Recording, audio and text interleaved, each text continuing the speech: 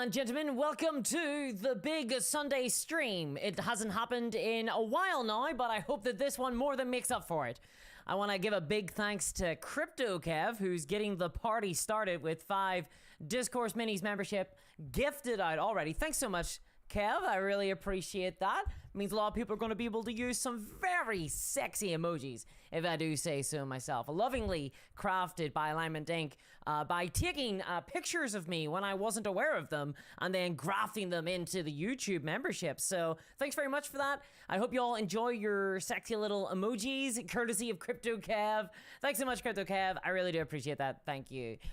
Yeah, so hello, everybody. It sure as hell has been a while, hasn't it? Everyone's just talking about the heat, but things are about to get even hotter in here. I just came up with it. I wasn't even reading the chat beforehand and thinking about that. I hope you're ready for spice, because today we're going to be talking about Warhammer 10th Edition. Oh yeah. Oh yeah.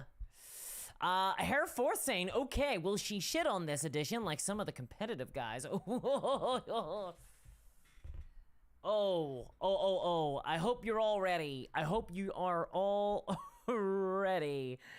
All right, guys. So yeah, Warhammer 10th Edition has come out, and there is a lot to talk about. I've been really busy this last month playing games of 10th Edition, basically since before the Leviathan came out, before the game officially launched. I've been playing it, and I got a lot of thoughts on it. Now, this is still gonna be my first impressions. This isn't gonna be a review. That will be something that comes along later. But I want to talk about it today because I'm very curious to hear your thoughts as well. Hello there, Cleo. How's it going? George says picked up Leviathan yesterday for 115, then went to workshop for the free turn to Termagant model. There you go. Get your free models while you can, folk. Lazy Mini Painting says afternoon disco and chat. Hello there, Lazy Mini Painting. Wayne Haywood says hi from the West Midlands. Hey there, Wayne. And hi from Newton Abbey, says Louis Baby. That's not too far from me at all. I am Wolf. I know this is rough, says Lupus. So thanks a lot for that one. Lizzie says heat. It's been chucking down. Yeah, it's been a real fierce mild for me over here in Ireland. It's been pretty rough, honestly. It has been hot. And I've been painting a lot of models, I don't get as much time to paint as I would like these days with, like, you know, the channel and all, but I've been painting a lot because I've been trying to get my Gene Stealer cults up the scuff, and I haven't been. Spicy or salty, says Duppy Man. I don't know if there'd be much salt. I mean, see, the thing about salt is you have to. I don't have a lot of salt here. I think we're pretty on the up and up. We do like our spice though. Get some pepper on the go. I've heard it's a reskin of Age of Sigmar, says Justin. There are elements of Age of Sigmar for sure. I think there is definitely stuff that we'll need to talk about. I think you can definitely see the influence of Age of Sigmar in this edition of 40k for sure. Definitely for sure. I wouldn't go as far to say it's a reskin. Winston says, I've yet to play a game of 10th. I'm pretty remote, so I only get in a few games a year. Yeah, well, you can play it on Tabletop Simulator. I haven't been. Actually, I've been playing a lot of physical games, but I know of a lot of people who have been playing it on Tabletop Simulator. Cole says the data card prices are wild even for GW, €12 for 15 cards. Yeah, they are incredibly wild. The indexes were up for pre-order this weekend. And for those who don't know, that instead of doing codices at launch, they're doing indices. They're doing indexes, so unit cards. Unit cards are really awesome. I'm a really big fan of unit cards. A lot of other miniature war games use them. Things like Star Wars Legion, for example. I'm a really big fan of unit cards. It's really nice having a reference sheet just in front of you when you're playing the game so you can get access to all the stats right away. And I was kind of hoping, as Games Workshop said, that they would be inexpensive. And yeah, you're right. If you're collecting more than one army, they're extortionately expensive. Unfortunately, I have that fun privilege of collecting more than one army. I have a couple of armies, and so it very quickly became a very expensive endeavor. No, I need to kind of get these things. It's my job, but I'd probably recommend for most people just to print them out. Honestly, if you can, just to get them printed out yourself, because they're prohibitively expensive if you're trying to buy more than one, for sure. I mean, they're like half the price of a codex. They are the price of a codex when I first started. I first started playing Warhammer. So yeah, like yeesh. 15 euros for like 15 cards for the Votan. Gene Stealer cults as well, which is the one I really wanted to get, were really expensive. They also sold out from third-party stores very quickly. They weren't as bad with a discount from third-party stores, but they very quickly sold out, meaning that, like, I was in the middle of processing through checkout, and like half of them just disappeared on me, and I couldn't get any further. It was very rough. It was very rough. Hello from Sunny Wheels, says Epic Votan. Hello there, Epic Votan. I hope you're having a lovely, lovely Sunday. Marty Milligan says, hi, hello from Lisburn, painting the new Termies while listening. That's awesome. That's awesome. I haven't, so I've seen the Terminators. I saw them at Warhammer Fest, and my local Games Workshop store also had a little display as well. I was looking at them. And they look good, I will say. Okay, so let's get it out of the way. Okay, let's get it out of the way. So yes, this is the Leviathan box. This is the launch box of 10th edition. I'll be honest, I probably wouldn't have bought this if it wasn't for the fact that, you know, this is my job. So I kind of felt a little bit duty bound to get it in order to review the game, because I wanted this thing. I wanted this thing today. I didn't want to like have to pre-order it. And I also kind of want to review the Leviathan box itself. But I'll be honest, nothing particularly in the Leviathan box super excites me, especially on the Marine side. I think they all look fine. I think all the miniatures look good. I think if you're really into Terminators, then it's perfect, because there are Terminators in this box, and they're just like an upscaled, but there's nothing sort of super new and exciting to me.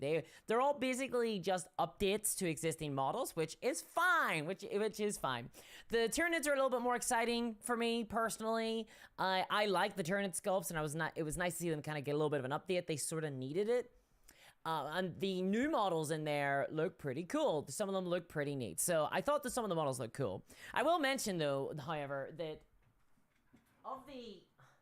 of the kind of models in here, it's not possible to get them outside of this box, I don't think. You're gonna have to wait until they're sold at a later stage by Games Workshop. So again, if you don't want some of those models, if you want some of the models, you're gonna have to buy them all right now, which is sort of a bummer, to be honest. And the box probably isn't worth it if you're just looking to get like one half of the box. You know, you might want to split it at that stage. The old classic launch box conundrum. The old classic launch box conundrum. Yeah, so, oof. Lord Beer says, you wanted more Black Templars. Well, funny you should mention that. I do actually need what's inside the Leviathan in order to get my Black Templars up to 2,000 points now. Which you will see mentioned in a future video. Ooh, what could be happening in a future video with the Black Templars? Ooh. Cole says there was some confusion about index card bundles. Yeah, I saw that myself. So whenever they first announced the index cards, I thought that there was going to be a bunch of, like, you know, the Xenos were all going to be bundled together, and that was going to be like 15 quid, and I was like, okay, I guess I would prefer not to get them bundled. I prefer to buy, like, you know, the cards for just by themselves individually, but okay. Bear in mind that unit cards often get kind of looped in with the actual models themselves for most other war games. Most other war games, whenever you buy the miniatures, they come with all the rules that you need. You know, Games Workshop have always been pretty unique in that they position themselves as selling the rules as separate from the miniatures themselves. And it's only with this edition that they started kind of getting with the program and trying to compete with their competitors in a way that makes sense. Actually trying to, you know, do the same thing as their competitors. As always, Games Workshop are always a little bit late to the punch, which is something we're going to really go into whenever we talk about my first impressions of 10th edition, because, oh boy, I've got thoughts. And I bet that my thoughts are going to be a lot different from the competitive players. I'm probably going to be echoing some of the stuff that you've probably heard from competitive players. I've been playing games, but I come at Warhammer from a much more casual perspective. I come at it from a more casual player perspective. But I also come in from a perspective of somebody who plays a lot of other war games as well, and I have some very big opinions on Warhammer and 10th edition. And I'm not gonna, this is all just first impressions. I've been playing a lot of Warhammer 40k. I've been playing a lot of it. Like a lot of Warhammer 40k. Like more Warhammer 40k than this month probably than in the well, maybe not last month. I actually played a lot of 9th edition last month as a sort of send-off because I reviewed it on the Patreon. But the months before that, yeah, without a doubt, I've played a lot more Warhammer. Brian says, also, if you wait to sell it, the half of Leviathan you don't want will be more later on, like what happened with Indominus. Right now, prices will be pretty low as everyone seeks this sell off halves. Yeah, I would recommend, if you want to buy half of this box now, it is probably the best time to get it. Brian is totally right. Now is probably the best time to get it. Now, I do know that so the Leviathan box kind of consists of the new Tyrannid Combat Patrol and the new Space Marine Combat Patrol, plus a bit more. Is kind of what it consists of. So you're getting a little bit more than the Combat Patrol right now, so just bear that in mind when you're coming to like value the actual pricing of it. You probably will be cheaper to buy the halves on like eBay or so. And there's not a lot of scalping going on either. Firstly, because okay. I'm gonna say something super controversial, but this has been like grinding my goat for a while now. I hate to do this intervention on the broad wargame community. I'm very sorry, guys. I'm really sorry. Scalpers are not a problem, okay? Scalpers are like not a big deal at all. There's like 5 scalpers, 6 scalpers. There's like 20 guys scalping out there. It's really not a big deal. You don't see a lot of other games suffer from scalping because the miniatures aren't as expensive pound for pound, and also they're not as limited edition as Warhammer stuff is as well. If Games Workshop produced enough boxes, there wouldn't be a scalping problem at all. Scalpers, whenever you're don't be angry at scalpers, be angry at Games Workshop for creating this context where limited edition everything is all that you can get. Sorry, I just had to get that off my chest. I'm so annoyed at seeing people get angry at scalpers when it's the complete wrong. It's like a completely misappropriation of anger. You shouldn't be angry at scalpers. All these threads of like, haha, scalpers. Looks like you didn't get the Scalp the Leviathan box. Well, yeah, because Games Workshop made enough of them.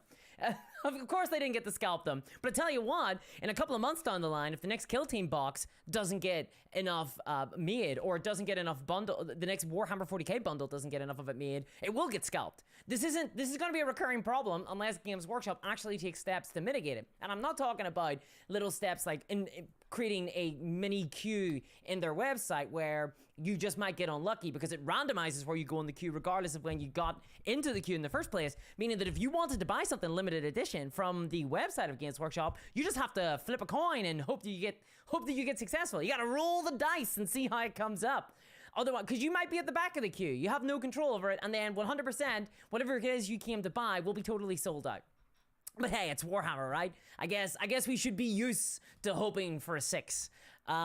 Sorry. Anyway, I just wanted to get that off my chest. Matt says, "Can we be angry at both?" I want to be angry at both. Grr, scalpers, grr, GW.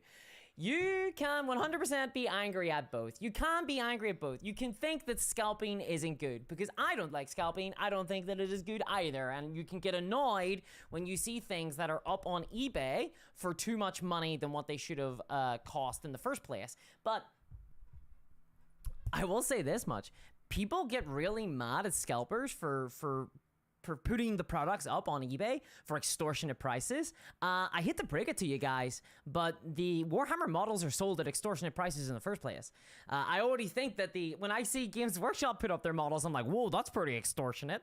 So welcome to the club, I guess, right? When I see scalpers, I'm like, well, whatever. Like, well, who cares? Like, they're doing the exact same thing Games Workshop are doing, except it's not normalized. Except we haven't all begun to get anchored into that pricing point. If Games Workshop started selling the models at those prices that scalpers are selling them at, people would start saying things like, well, it's a luxury hobby, so it's not a necessity, guys. So maybe that Space Marine should cost $600.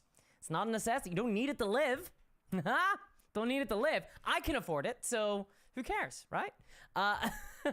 That's the classic issue. I have a big problem with scalpers in the sense that I really don't like scalping, but it's not going to solve anything getting annoyed at scalpers.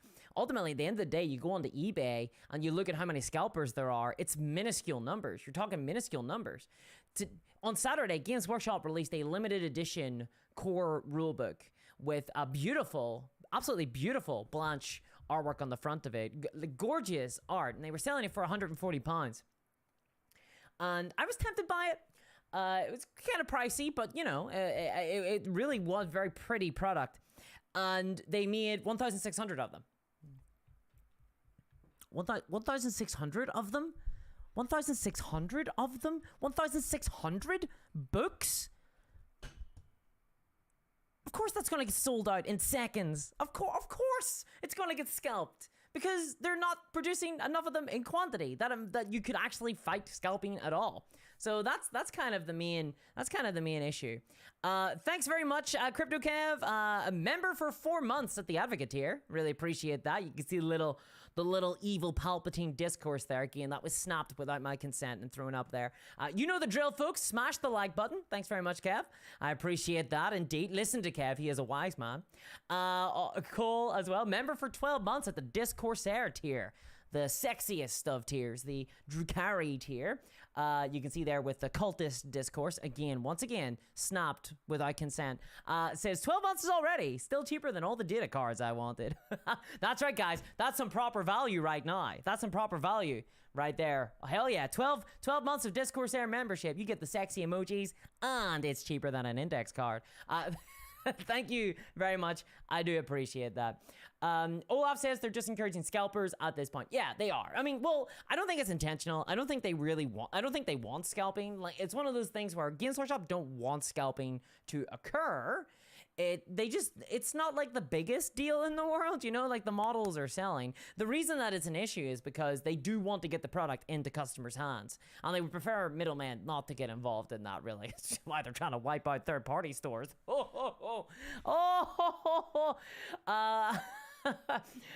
Victor says, hi, Discourse Minis. What happened to that device attached to the microphone? The one that seemed to be used as a makeup brush. Oh, I got a new microphone. This one's already becoming quite the makeup brush, because sometimes I like to get in deep like this. Real deep like. But yeah, I'm using a new microphone. I hope it's okay. Oscar says, my wife says I have a long-term abusive relationship with GW. Okay, that's a real classic, that one is. Hey boys, anybody else pretend to their spouse that their miniatures are far cheaper than they are? Because if they had to actually assess how much they are, it would absolutely drive them wild. That is a real classic. Drake says they sell out on all of their products and leave the risk to the scalpers. Yeah, I mean, like, they're happy that they sell out, but honestly, they'd sell out even without scalpers, right? Like, there is a huge demand for Warhammer. There really is. Right now, we are living in a time where Warhammer is super duper popular. It's just super duper popular. It's hitting mainstream. And I think this is really cool. However, we're gonna need to talk about how that might be a little bit of a problem when we come to my first impressions of 10th edition. I mean, I guess we may as well start to, I mean, I've already upset everybody with the scalper conversation by basically saying scalpers aren't an issue. Not really, you know. I mean, they're an issue, but it's like, the really big issue is the pricing and the product availability. But I've annoyed everybody with that. So I think now is the best time to start talking about 10th edition because, you know, I may as well annoy everybody else. Oxlin says fake FOMO is awful. Yeah, I mean, look, here's the thing. If you feel FOMO, it's not fake, you know? Like, if you feel like you're going to miss out if you don't buy it, that is still a real force. And a lot of it is in your own head, but it's just as real. It's just as real as anything else. Tank Top Game says, I just choose to be a 3D printing menace. Good on you. I do feel like there was a wave where 3D printing was really hot and trendy, and now it's not kind of as notable anymore. People are just doing it sometimes. It definitely feels like there was a wave of people being like, yeah, proselytizing for the 3D printing. But these days, it just doesn't seem to be as big a thing. I think a lot of people discovered how kind of awkward it is and to have kind of chemicals with resin and things like that in your home. Yeah, I've always thought that at-home 3D printing isn't the future of 3D printing, but decentralized distribution, giving third-party retail stores, hobby shops, and things like that 3D printing. I think that is the future. His wife, the ultimate form of my specific SO, Oscar says.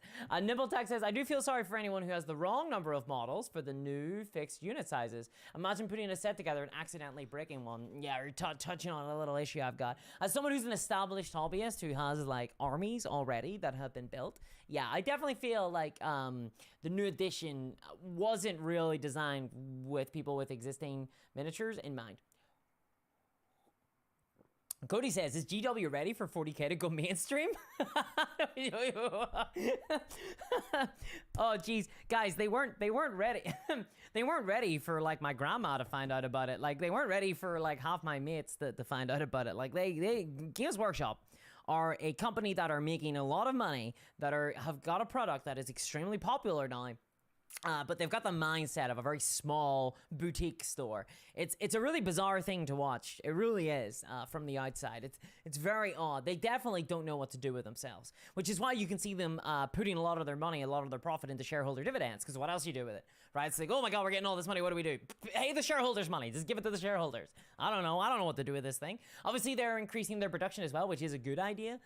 They're doing some of the some internal things with it. You know, they're updating their IT and their website and stuff, which is good. But yeah, they definitely are. It's pretty obvious to me that they don't have a big idea of how to go from here. They don't know how to kind of scale it up beyond just license out the IP a lot more. Overboard says, I bought 2 boxes of Leviathan, one from an online store and one from the local shop. Didn't expect to get both, but I'm going to give my buddy a few things out of one of them. He's very ill. I'm sorry to hear about your friend there, Overboard, but yeah, if you get 2, you know what I mean? At the end of the day, you can use both of them. The Space Marine box set comes with a bunch of flamethrower guys, comes with a dreadnought, comes with a captain and a librarian, and you can take multiples of those now. It comes with a specific type of librarian and a specific type of captain. That really annoys me. I really wish that they would just have captain and then you could just upgrade them with war gear, but hey, whatever. Okay. Here we go, guys. So my first impressions of Warhammer 40k 10th edition. Here it comes, okay? Right, so first of all, I've been playing a lot of Warhammer 40k and Combat Patrol, the Combat Patrol game mode as well, which is, ooh, very sexy and very new. Combat Patrol, honestly, has kind of excited me a little bit more than the 40k game proper, because to me, Combat Patrol represents a very easy, accessible way to play Warhammer 40k. If you guys are aware of Magic the Gathering, the card game at all, Combat Patrol reminds me a lot of the Commander game mode, where you buy a pre-built deck of cards that are kind of designed to synergize with one another and play with one another and go up against other pre-built decks of cards. That's how Combat Patrol feels to me.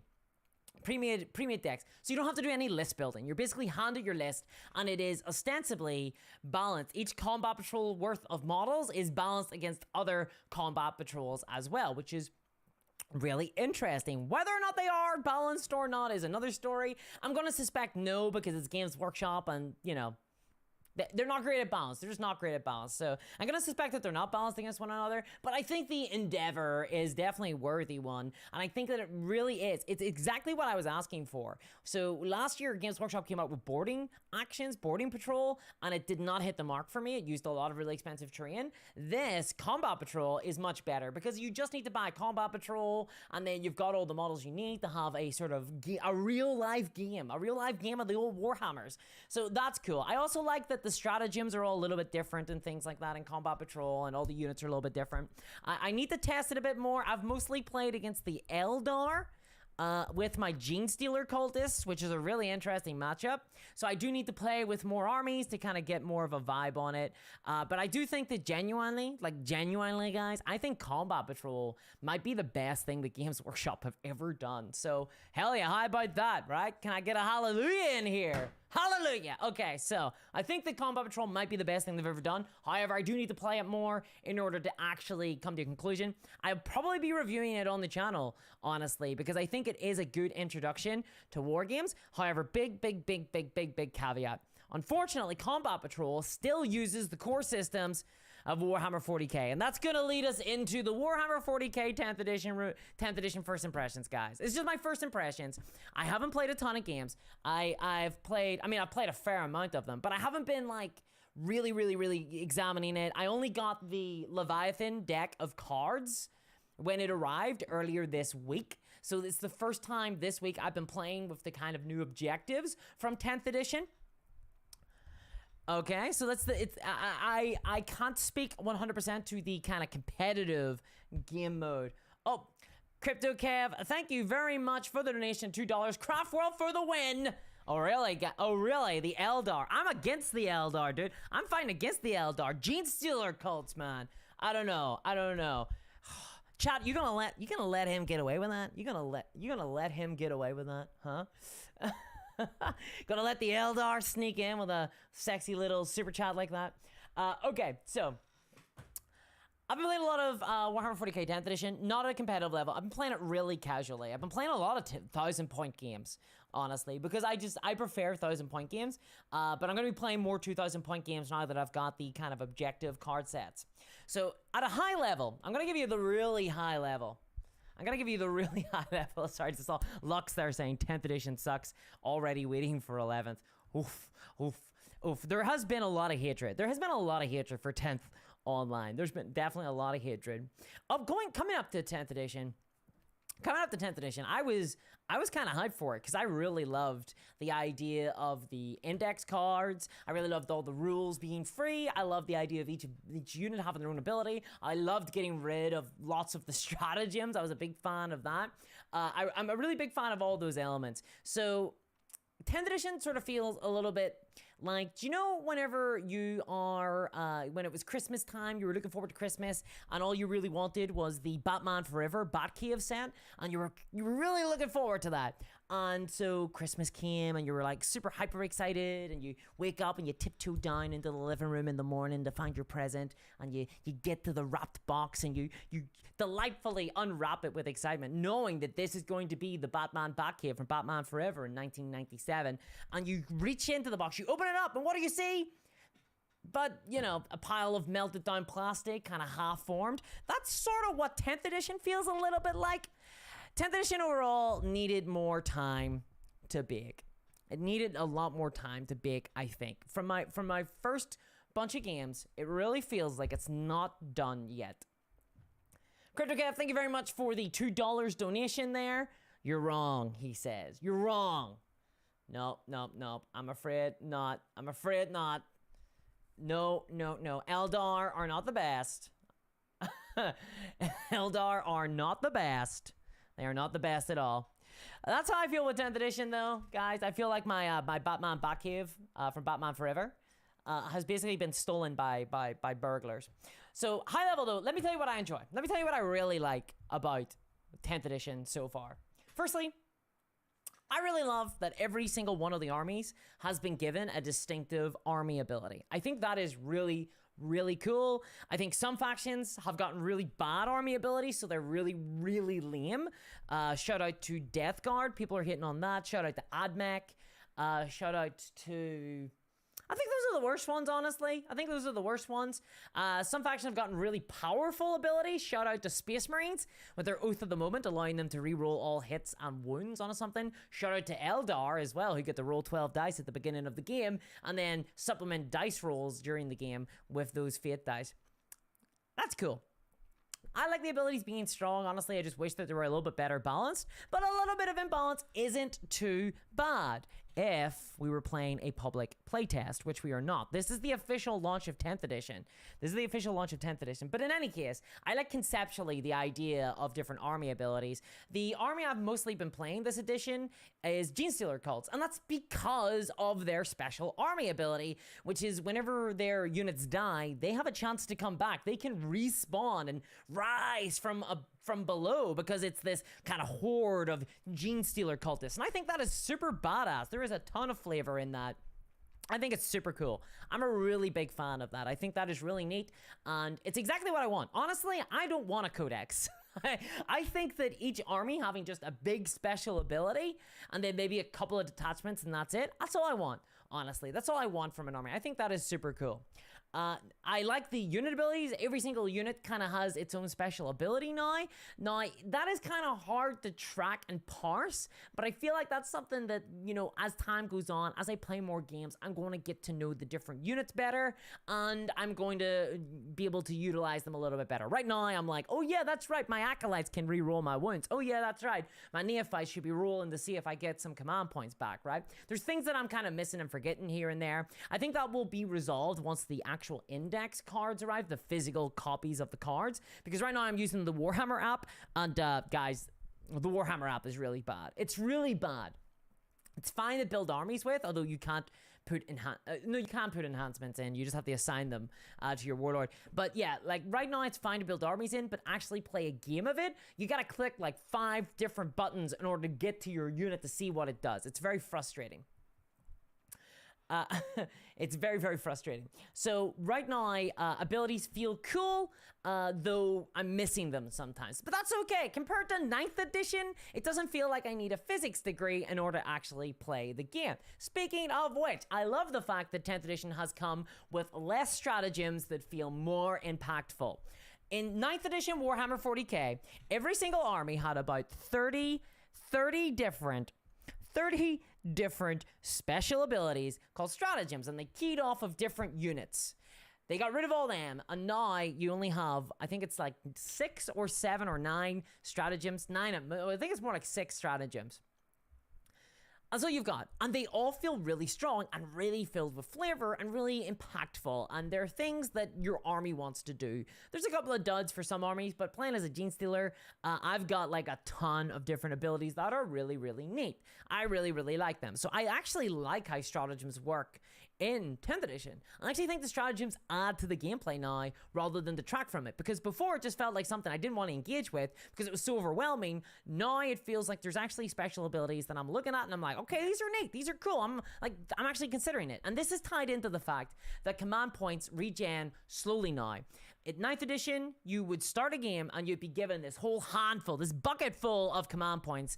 This is the currency that you spend in order to use stratagems. Stratagems have a cost, so you'll have to spend like 1 command point or 2 command points to use one of your special stratagem abilities. In 9th edition, you'd be given like 12 of those and told, go ahead, have fun! So in the first round, you'd use all your points in order to try and maximize the killing of your army, to murder your opponent. However, in this, it doesn't feel that way. Instead, they're slowly distributed they're slowly distributed to the players one at a time, and you can kind of increase the rate you get them at, but it's slow. You can only get more than 1 every round. You're gonna get 1 extra every round, so it's pretty neat. I kind of like it. It means that each command point means a lot more. Scython, thank you very much. Membership for 14 months, guys. 14 months says, cheers. Tell me about the Power from Pain mechanic. So the Power from Pain mechanic is the Dark Eldar army ability. The Power from Pain is basically... I'm not the biggest fan of this army ability, I'm going to be honest. This is for the Drukhari, with the hit singles. This is for that army, and how it works is you get these pain tokens or power tokens or whatever they're called. They're called pain tokens, and you can spend them. You get them for killing units or breaking the morale of enemy units, and you get a pain token when you do that. And you can spend these pain tokens on a unit, and depending on what phase of the game it is, of your round it is, of your turn it is, that unit can do something different. So if it is your shooting phase, you can re-roll your hits and your wounds, I believe, if you spend the pain token for that unit that you spend it on. You know, if I'm shooting with my Cabalites, I'm like, I'm going to spend one of my pain tokens here, ba-bing, it goes away forever, and my Cabalites can now re-roll there to hits and to wounds. And if you want to charge, you can re-roll the charge die roll. If you do it in your movement phase, you can re-roll the advanced roll. If you do it in the fight phase, you can re-roll your hits into wounds in the fight. So there you go. That's the Power from Pain. I think it is good. Like, I think it is strong. I'm just not really super...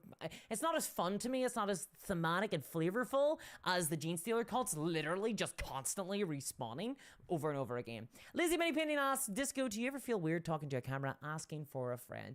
Lizzie, I do not, actually, because I'm not talking to a camera. I'm talking to you guys. I'm talking to you guys. Hello there. I can see you, Fred. I can see you right now. Hello from Kentucky, he says. Love your crazy American accents. Although your accent is what keeps me painting. I just love your voice. Keep up the great work. Well, thank you very much, Fred. I really love, I love what you're painting there, by the way. Those Space Marines look pretty neat. But thanks very much. I appreciate that. Hooey! Kudos says, people have told me that the app is the best way we can get from a non-software company, and I should not say it is bad and not have such high standards. Kudos. Those people are wrong. Tell them to download, geez, I don't know, the Malifaux app is pretty good. Tell them to download the Malifaux app. They have actual parts of those apps where whenever you're in a game, whenever you're in a battle, you can hit the battle mode and then you can track everything during the game. There are lots of other miniature wargame companies and a lot of them have better apps than the Warhammer 40k app, so I hope that it's better. Luck says, the new app does not work on my phone and it is mobile only, so that sucks too. Yeah, I wish that it was on PC as well. I prefer to build lists on PC. CryptoKev says she can't stop talking. That's not true. I can't stop. It's just that it wouldn't be very exciting for you guys. All right, so yeah, CP, command points are much more impactful, a lot slower now. It's fun. I like them. Honestly, I like them. I will give Games Workshop credit here. They have turned stratagems from a system that I do not enjoy, do not want to engage with, into a system that I actively think enhances the game. I do think it actually enhances the game, especially in Combat Patrol. Because during Combat Patrol, you have 3 stratagems. You have 3 stratagems, and they are so impactful, and they play a huge part in how your faction plays on the table in Combat Patrol. How cool is that? There are problems with Combat Patrol, by the way. I'm not going to go into Combat Patrol too much here, but there is a massive Achilles heel to Combat Patrol that I think actually will kill the game mode and make it like completely uninteresting to anybody after like 3 games, because I've played more than 3 games and I'm starting to see this. Cracks are starting to form, but we'll either talk about that afterwards or I might be talking about it in a video, let me tell you. But anyway, so yeah, command points, awesome. I really like the changes to stratagems. Army building, boy oh boy, what a contentious topic. What a contentious topic. Some people have really been hating the new army building rules. Some people have been really loving them because they have been changed. So going into 10th edition, Games Workshop said, I'm gonna do my best Games Workshop voice. We're gonna be getting rid of power on the using points from now on. That was what they said. That's how Games Workshop speak. That's Kevin Roundtree. That's my best impression of the man with no face. So they said they were getting rid of power, and they were instead just doing everything via points. This was cool to me, because I prefer points. I prefer the granularity of points. War gear costs points. Whenever you're building a list, you build a unit, it costs a certain amount of points. Each individual guy in that squad costs a certain amount of points, so you can go up, you can go down, you can take less guys, you can take more guys, and you can build your list. You got a lot of control over how many points are in your list. If you're trying to get to 2,000 points, you can lose a guy in order to take like a special weapon over here. I kind of like that. And honestly, Warhammer 40k, like the main interactive component of Warhammer 40k is when you build your list. That's the main part of Warhammer 40k. So to me, power always felt a little bit like, what's the point in that? Like, the only thing that Warhammer 40k does better than almost every single other war game is having a lot of choices to make, and power basically just got rid of it. So I was excited for the new point system. Then it came out. Then it showed up. And boy, oh boy, I'm afraid to say that the points are gone. We're just using power, but they're just called points now. So yeah, like everything that I didn't like about power has basically been grafted on to 10th edition, and they're just calling it points instead. And they've added like a 0 to every single number. That's a little bit of an issue for me. Now, I don't mind it like a huge amount. It's not like the worst thing in the world. Certainly it has made army building a lot quicker and a lot easier, for sure. You don't have to make any choices with your war gear. You just pick the best one. However, the game is not set up to take advantage of this system. The game isn't. There are some choices that are just bad. There is a lot of ivory tower design in this system. It's actually bad for casual and newbie players. For example, my Acolyte hybrids can have the choice of either taking auto pistols or hand flamers. There is no choice here. I will always take hand flamers every single time because hand flamers are objectively better. They do more damage, they do more attacks, they shoot at the same range. There is nothing that auto pistols do better than hand flamers. So to choose auto pistols is totally wrong. There is a feel bad moment there when I discover that as a new player. I'm like, I wanted pistols in my guys. I didn't really want to use flamethrowers. And I discover that actually, I should have picked the hand flamers because they don't cost any more points. That's how they used to be balanced. You used to have better options, but you'd have to pay more points for them. So you could go for the cheaper, less effective option, but you could spam it a bit more. So that is a bit of a problem. Also, there's a lot of legacy issues and some other issues as well. So for example, power fists on models now, they used to give you -1 to hit, but just be really good, really strong, do a lot of armor piercing. Nope, now they're just better. Now they're just better than power swords. There's also elements like my Cabalite warriors have gotten really goddamn annoying, guys. Guys, they've gotten really goddamn. Can we talk about Cabalite warriors? Can we please talk about Cabalite warriors? Does anybody else want to talk about Cabalite warriors for a hot second? Okay, so Dark Eldar. All right, this is the Dark Eldar. The Cabalite warriors are like the basic infantry for the Dark Eldar Cabalite warriors. They have a bunch of different options of weapons. They can take shredders, they can take blasters, they can take dark spinners, they can take dark lances. And it used to be that you would go, okay, I'm going to take a bunch of blasters in this squad of Cabalite warriors because they all fire at like 12 inches. So this is going to be my close-up range squad. And I'm going to take a bunch of dark lances in this other squad. It's going to be my anti-tank squad.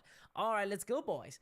Now, that's not how it works anymore. Now, you don't get a choice. Now, Cabalite warriors come with one of every single special weapon. This is the most frustrating thing in the world. It really is. Now, my units are not specialized. Now, they are jack-of-all-trade units. And oh god, this really slows down the game. It really, really, really slows down the game. It slows down the game so much. Because what happens is, now when I'm firing my Cabalite warriors, they're all armed with, you know, kind of basic rifles. And I'm like, okay, I'm going to fire my basic rifles. But they also have an anti-tank gun. So I'm like, okay, well, I'm going to have to figure out, okay, I'm going to fire this one guy at your tank.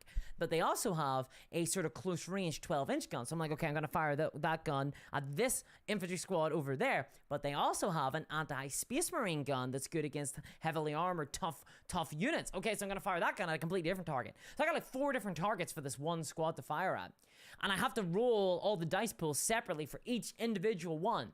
And then I've got to do that for the next squad and the next squad. Every single time I have to like decide all these different targets, which slows down the game so much. It's a really big problem how they've designed some of these units. Imperial Guard have the exact same issue as well. Instead of allowing you to just kind of specialize the Imperial Guard into having the best unit range and the best type of target that they can fire into, instead you have to pay for 2 different types of guns, and they're all better against different things. So you've got to choose different options.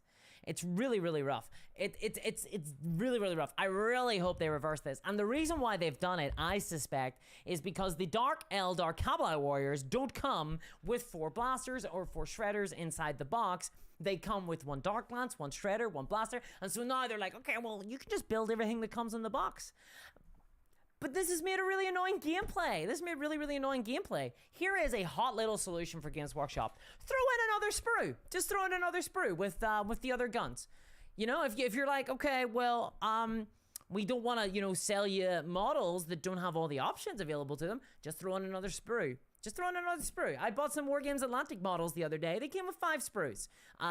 Just as crisply molded as Warhammer stuff. And hell, they cost about £10 cheaper than the cheapest thing out of Games Workshop. Just throw in another sprue. You've only thrown in 1 sprue for my Cabalite Warriors. Why not just throw in 1 more? You know, like, it's not going to hurt you guys. I mean, they cost nothing anyway. Like, why not? You've already made nothing but profit on it.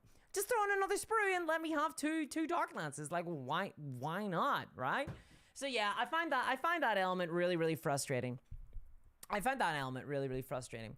Now, all that said, there is a strategy in Warhammer 10th Edition. I will say that much. Similar problem with the Scourges, says Brainstorm. I actually don't have any Scourges, and they're really good this edition, so that's a little bit of a bummer. James Reed says, but tactical options. There are no tactical options. You just try and take the best thing. There's a few. Okay, there's a few. So, for example, the Gene Stealer Cult Neophyte squads can decide to take Webbers, which are a gun that is basically good if you're firing at very specific targets. So there is a little bit of strategy here and there. I'm sure each faction has some of them, but overall, there's just a lot of bad choices and correct choices. Definitely. Matt says, GW, throw in another sprue for more money? No, just keep it the same price. It's the Cabalite squads. You made them in 2010. They've made their money back. They were a good investment. They're really good models. You've made your money. It is, Justin. It really is. I need to buy a new one. It keeps on. It's this microphone is too heavy for the boom, so it's constantly sliding down. So I'm having to like follow it down to the ground as it slides down. Guys, help me get a new mic. Help me get a new mic stand because this is really awkward. Okay, so at a high level, there is some fun stuff. Dubiman says locked unit size is the dumbest rule for me because I have Plague Marines in 7s, but they are because they are sold in 7s. Yeah, so there is definitely locked unit sizes. Some of them are weird. Like you said, the Plague Marines, they come in boxes of 7 miniatures, but you can only field them in 5s or 10s. So definitely big issue there. I suspect that they're going to be reselling Plague Marines for sure. I think that that's probably their plan. Probably going to be selling them at 5, not gonna lie. I would expect that. And I agree, I don't like not being able to bring certain amounts. Like, there is little frustrating elements. For example, the Neophytes, I feel like, are very overcosted because you have to bring them with the Cult banner, which adds like another 30 points on top of them. So now all my Neophyte squads for 20 guys are like 160 points, which is pretty pricey. Matt says, halfway through the stream, why can we only see the top of T's head? Yeah. Okay. So that's kind of high level. That's kind of the good stuff. All right. That's the stuff that I've been kind of a little bit like, okay, this is neat. I like this. And there's plenty there. There is plenty there. No, I've heard of issues with balance and with factions. So Death Guard apparently are pretty weak. Apparently Eldar are really good. I can't speak to balance right now because I've mostly been playing against Eldar. I'm going to be playing some games against Space Marines this week. I'm going to be playing some Space Marine games this week. So that will be, that's going to be fun for sure. I get the experience Oath of the Moment. Eldar have been pretty annoying because my army ability is all about trying to keep enemies 9 inches away from my cult ambush marker so I can respawn my units. And Eldar, fast. They're really fast. And they are very strong. They do feel very, very strong. They really do. Taste of Wang. Firstly, can we talk about that name for a hot little second? You know what you were doing. You knew what you were doing. Thank you very much for the $5 donation, says, they've made it almost impossible to play the Canid. Have to hunt down 5 more Voidsmen at arms now. Oh, yeah, well, eBay, I guess? Yeah, otherwise, unless you want to spend a lot of money on a couple of models. Yeah. Screw WYSIWYG, says RG Caboose, and I think that's true, Taste of Wang. I think you should screw WYSIWYG. Just proxy some models. Hell yeah. Hell yeah. Well, thank you very much for the donation. I really appreciate that. Help me get a new mic stand. I will say it is very clear to me, having played against them now, that the Eldar are very, very strong. Like, holy hell, they're very good. They basically can supplement dice rolls for pre-rolled things. So if they want to, they can kill you. Like, basically, it's like they bring a gun with them to every game and they point it at your head and they go, I can shoot you at any time. So yeah, that's pretty rough. And the game as well, I do think that a lot of the issues, there's a ton of balance problems. like a ton of balance problems with the game, and I think that this is kind of an inevitability of having so many factions in the game. There's like 27 factions in this game, guys. There's like 27 factions. Too many factions. Unfortunately, I feel like at this stage it's too late now. We can't like get rid of anybody because people have got big collections, so the game is just kind of doomed, which is sort of a little bit of a bummer. So yeah, it's pretty sad. But yeah, there's too many factions. But hey, there we go. All right. In terms of the missions, by the way, I haven't played the secondary missions a ton. So there is a competitive version of the game with the card set. I only got the card set this week, so I haven't gotten to play with them a ton, but I have played with them a bit. And I really like the changes to the missions. So secondary missions, you get to essentially take your tactic. You can play. You have two options, okay, when it comes to secondaries. You can do fixed secondaries or tactical secondaries, and tactical secondaries are new. Fixed secondaries are basically at the beginning of the game, you choose two fixed secondaries, like, you know, I don't know, like Assassinate or whatever, where you gotta kill characters, and for every character you kill, you get a couple of points, victory points for it, and that's just like you for the rest of the game. That's what you have to do. That's your secondary mission. That's how it used to go, but you can also play tactically. Oh, some tactics in Warhammer. Well, don't mind if I do. And that mode is every single turn you draw up to 2 different secondary missions and you have to achieve those. And if you do, you score them, you discard them, and you draw more. And I think that's kind of neat. I think that's kind of neat, honestly. That's really fun. It reminds me a lot of the Batman Miniatures game. Reminds me a lot of the Batman Miniatures game. That's exactly how the Batman Miniatures game used to play. You would draw from a deck of cards, you'd have objectives, and you have to try and score those. When you score them, you discard them, they're scored, they're done forever, you draw another one. And I love it. I think it's really fun. It keeps the game very engaging, means you're constantly doing stuff, and you get rewarded for playing this way as well. Tactical scenario, whenever you try to score objectives tactically, using the that kind of version, you score for more points than if you just played them with fixed. So that you do get rewarded for it. Whether or not it's balanced or not, I'm not sure, but I had a lot of fun.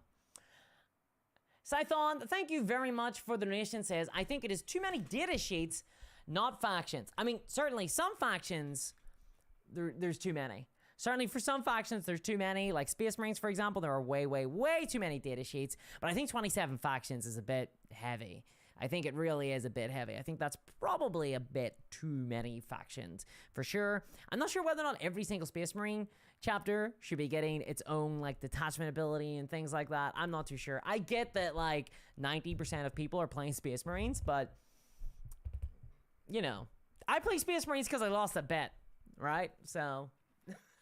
Mulling for Advantage, hello there, says, I'm pretty confident the granularity will come in codices and the quarterly supplements they are certain to make for tourney players. We get basic version rules for free, more paid content to come. You might be right. You might be right. Kaiser, you might indeed be correct. I could see that definitely being the case myself. We'll know once the new Space Marine Codex, so there will be a Space Marine Codex and a Tyranid Codex coming out very soon, so sorry if you bought the index cards, blah, blah, blah. You got Games Workshopped. I'm afraid to say those are going to be made pretty redundant pretty quickly. With a worse system, a big book that you cannot simply scatter on the table and reference very easily. Ho, aren't you glad that we have the wonders of bookbinding? Sometimes it feels bad. Doobie says Tactical Secondaries is like Tempest of War from 9th. I didn't play Tempest of War. To be honest, I kind of detest the season model. I like the game just to be the game, and then you can play the game. I don't like the kind of constantly rotating the special rules for the game. But yeah, like I mean, it just reminded me a lot of the Batman Minis game because it's exactly how the Batman Minis game works. All right, so yeah, that's fun, and I really liked it. I really did like it. This does have the downside though, that you have to pay for a card deck, which is kind of a bummer because Games Workshop are like, hey boys, we got the rules and they're all free. Honest, all the rules are free. You can just play Warhammer right now. You can play Warhammer right now. And you can't, not if you want to play with, you know, the secondary missions, which you're gonna want to do. You're gonna want you're gonna want to buy this deck of cards, because really the version in the book inside this Leviathan book, in this big chunker, let me show you. Wow, you went spinning there. Let me show you actually, if I can get this mic stand to stay. Come on, let's try and... Nope, it's spinning. Okay, hopefully that sits. All right, let me show you something, guys. Let me show you the missions. Check this out. Oh. Let me show you the missions inside the Leviathan book. So let's see. Let's see what we're dealing with here. Oh yeah, by the way, the book is really bizarre in how it's laid out. So like, it's giving you lore. You're like, oh boy, the Chaos Space Marines. I want to read all about my Chaos Space Marines. And then it just starts showing you combat patrols. You're like, hey, what the hell is this? I don't get it, you know? It's very clear to me that they're trying to spin you into the combat patrols.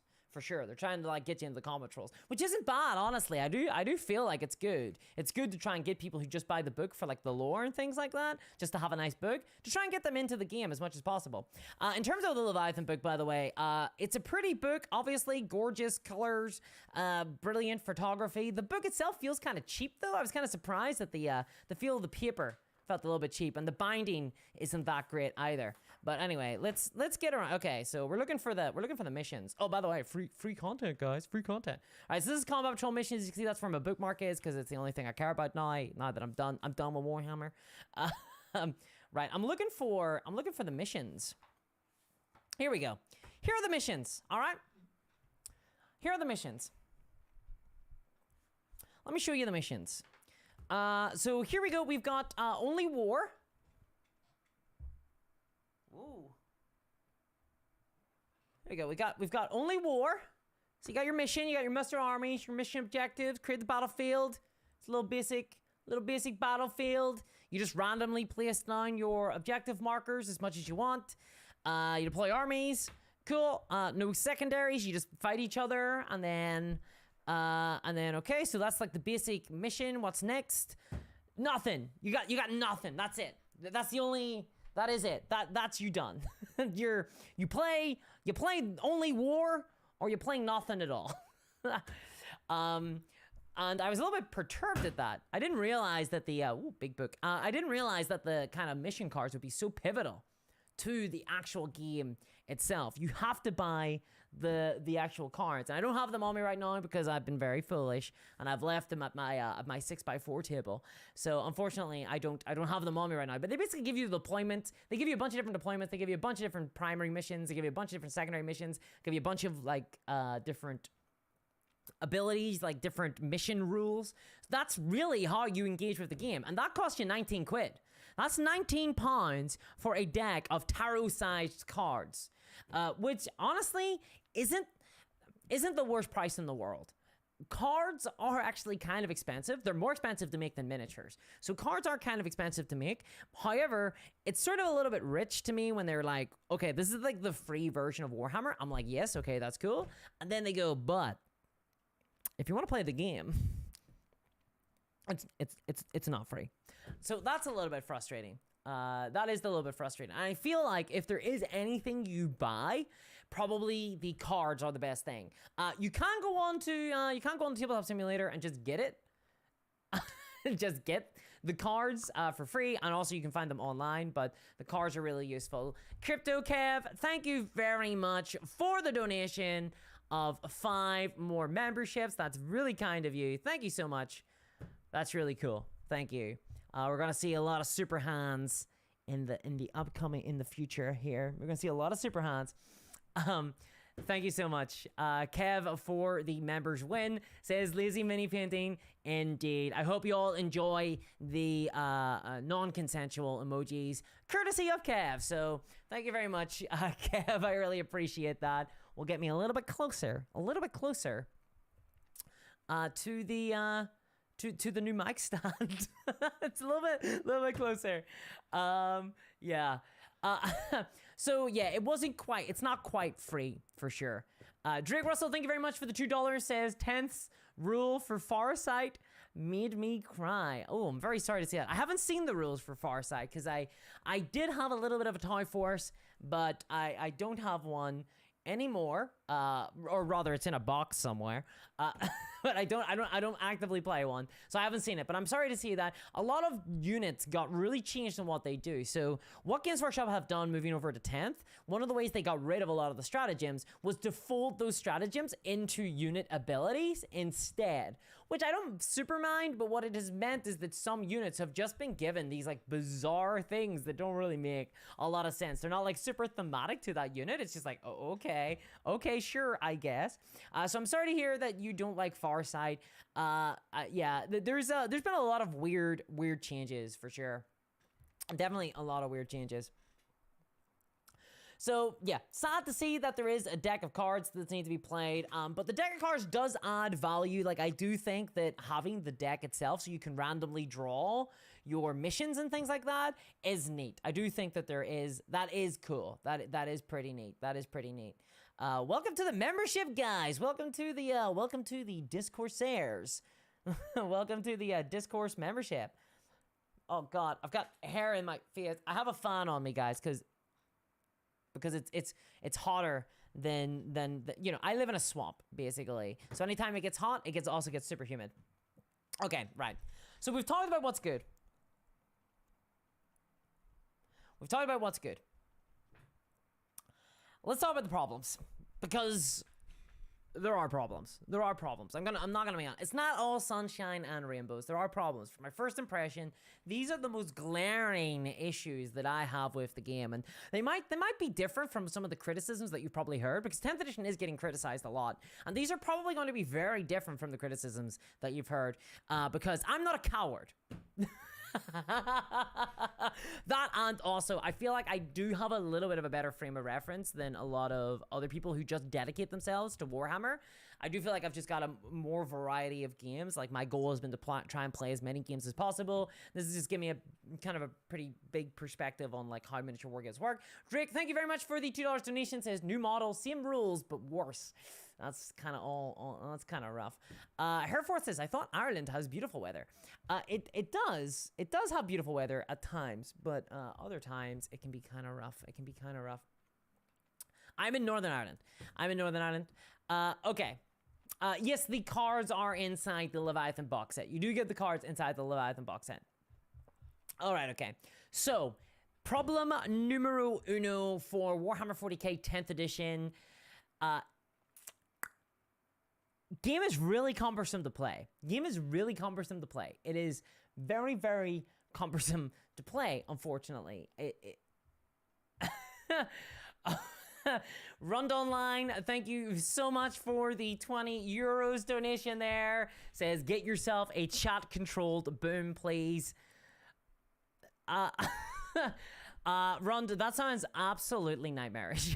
To give you people control of the boom mic? I mean, I'm pretty sure this is what you guys would be doing anyway. You'd just basically be slowly sliding it downwards at all times. Thank you very much for the donation. I'm not sure if 20 euros is going to cut it for the cutting edge, like voice-controlled, chat-controlled boom mic, but it'll definitely get me part of the way there. So thank you very much, Runt. I really appreciate that. Thank you.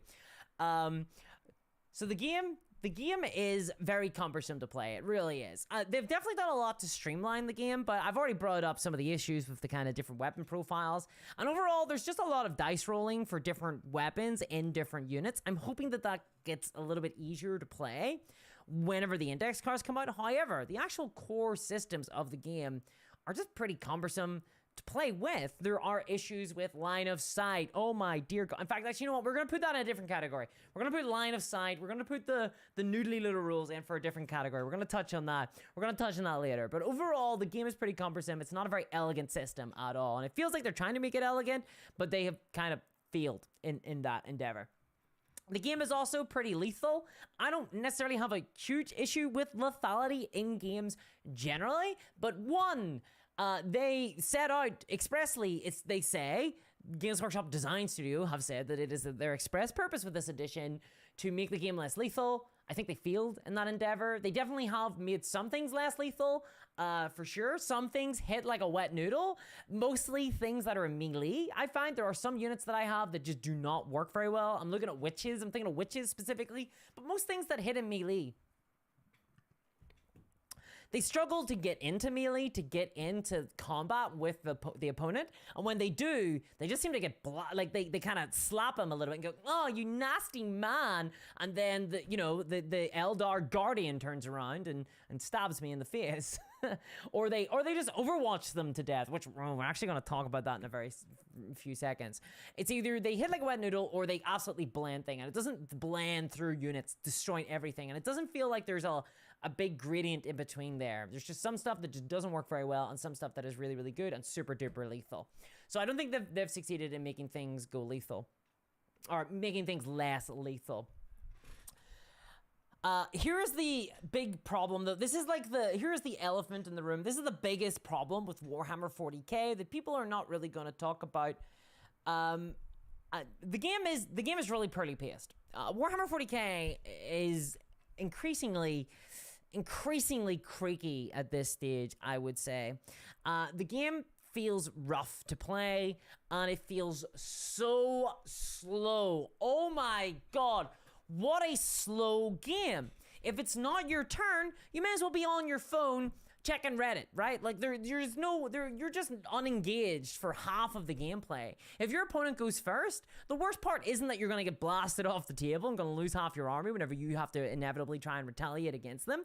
The worst part is the fact that you're going to be sitting for an hour as they kind of laboriously go through their units going, okay, I'm going to take this guy and look at these stratagems, you know? And some of this is resolved a little bit, because they've lessened the mental math and they've lessened the stratagems for sure. Some of that has been resolved by that. However, fundamentally, the problem of the game being an I go, you go system remains.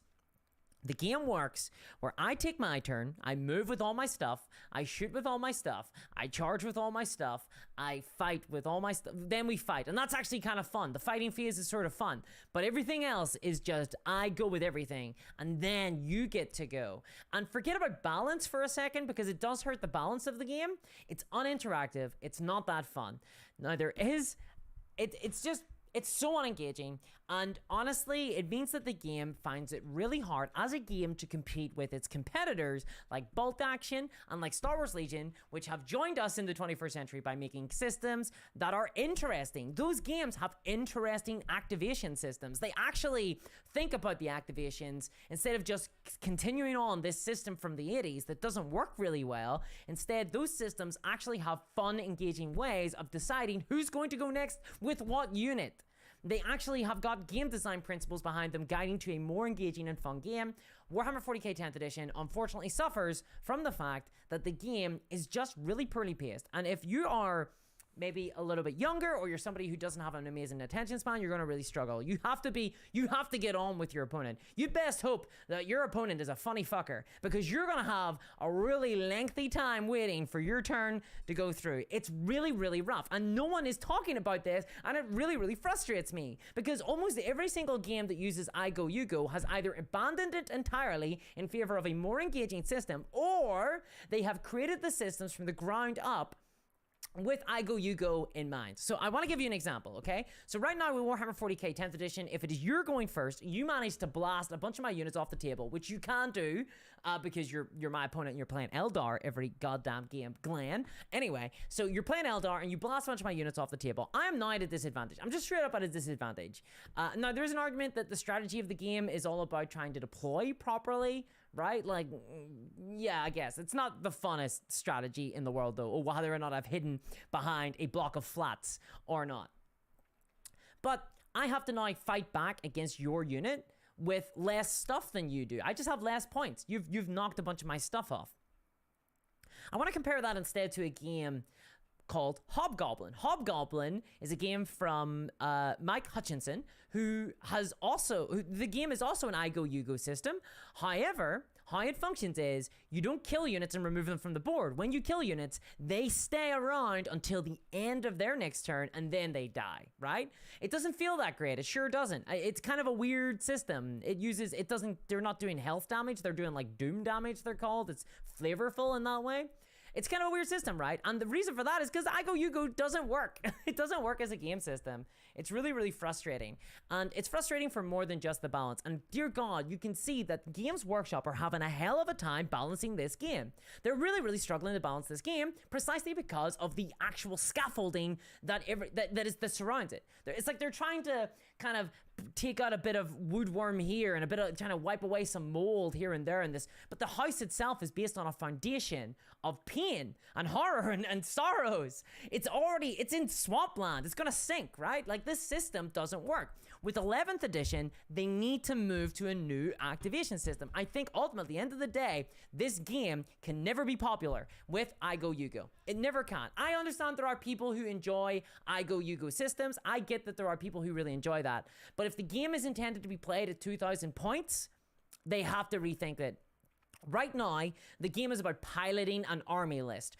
The actual interactivity comes in when you build your army list, and then you pilot it. That's why it's called piloting a list. Because you get inside the machine, you sit down, you strap in, and you see what happens. You see whether or not your army actually functions or not. You don't make tactical decisions on the table. Now, you do make some tactical decisions, and there are things that they have done to try and increase interactivity on the board, which I applaud. Tactical missions or something like that. They have made the game definitely much more interesting than in 9th edition, for sure.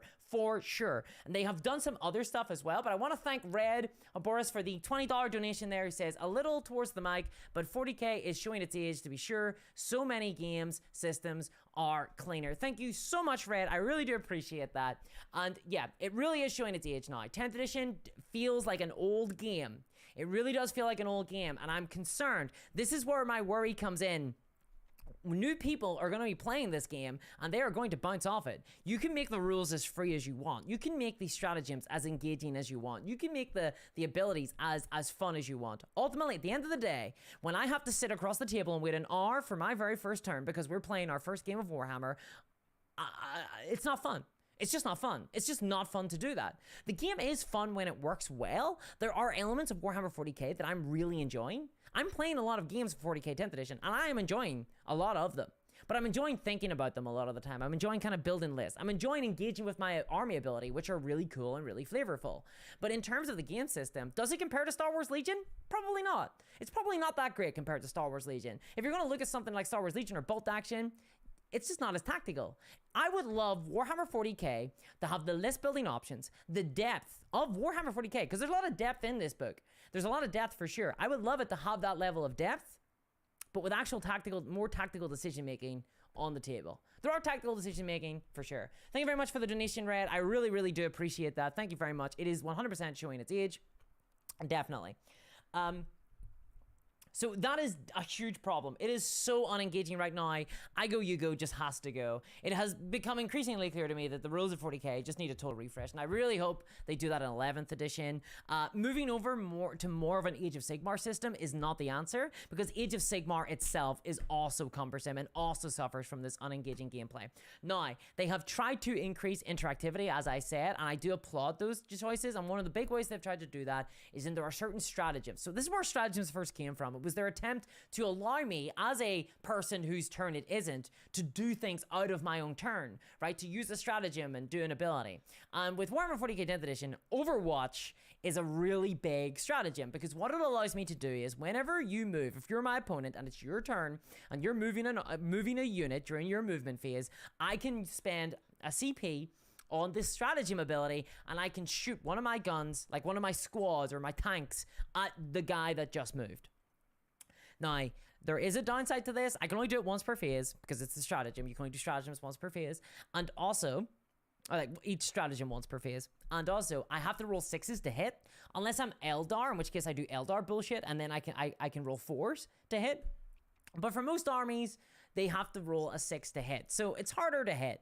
However, boy, do you know what doesn't need to roll a 6 to hit?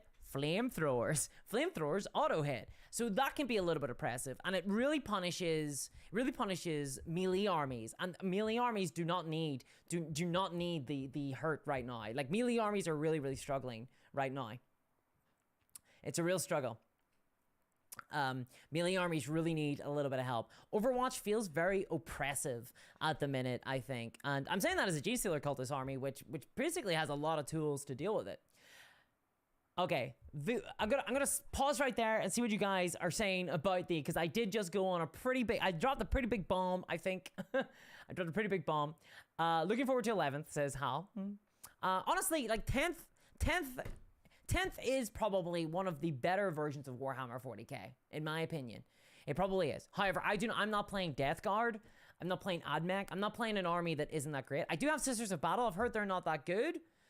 So I do want to play some games with them and see whether or not they aren't that good. But I will say this much. I mean, with the army rules, Sisters of Battle, they get like their own version of Fate dice. They get Miracle dice, which are basically Eldar Fate dice, but not as good. They get those whenever they lose units. So I'm thinking of ways to take advantage of that. I'm thinking, do I run loads of little minimum sized units so that they die a lot, so that I get more Fate dice, more Miracle dice? And I think that's cool. I think that element of the game is really neat. Making those types of decision making is cool, for sure. Edward Holmes says, new edition every 3 years like clockwork. Yeah. There's a big issue with Warhammer 40k 10th edition. It isn't done yet. It isn't finished, but we're going to talk about that. We're going to talk about that soon. Dubeman says, 11th edition in 2 years or so, launch boxes sale. It'll be in 3 again. It'll be in 3. Simon says, I think the IGO-U system works, the IGO-UGO system works with the old 3rd and 4th edition rules, but with all the reaction stratagems and overpowered statistics and skip this phase, skip that phase. But the thing is, I feel like those things have come in because they're trying to make the game more engaging. Because they understand, like, it's clear that the designers of Warhammer 40k understand. The Games Workshop Design Studio know that it's actually not that fun to stand and watch your opponent just do a bunch of stuff. And obviously, this as an issue gets mitigated more the more expert your opponent is. The more your opponent knows how well to pilot their things. And right now, we're kind of at the harshest part of the game because nobody knows their army very well. So everybody is taking a lot longer than maybe they would do. So right now, we're kind of at the really tough corner. But for a casual player, maybe you play the game once every month or, you know, once every couple of weeks. Every unit has different abilities. You're gonna have to remember stuff. There's just a lot of like stopping and looking at the army squad for sure. And not only that, but there's a lot of analysis paralysis. Like you're trying to decide where to move, whether or not to advance, whether or not there's a lot of decision making that goes in on a Warhammer 40k game. There is for sure. There's a lot of decision making, but that just expands the length of time that it takes for the game to get to the good part, which is where you get to take your turn and you get to shoot your shots and you get to charge your opponent. It's really rough. And Brian Hall says, Kill Team is better, it's still attack clunky, but better. And I think this is why, I think you're totally right, Brian. I think this is why Kill Team has been so popular. It's really exploded. Because Kill Team uses alternating activation systems. I spend my points on one guy, I go with one guy, and then you do the same with one of your guys, and they can do this, you know, like, I feel like Games Workshop know that this is a problem. At least the designers do. They must know this, because they're doing systems to try and fix it. They're making skirmish games like Warcry and where they actually fiddle about with the activation systems, and they're having a little bit of fun with it. But Warhammer 40k is kind of hitched to this idea because Games Workshop, the kind of financial side of things, are too afraid of changing up the core systems.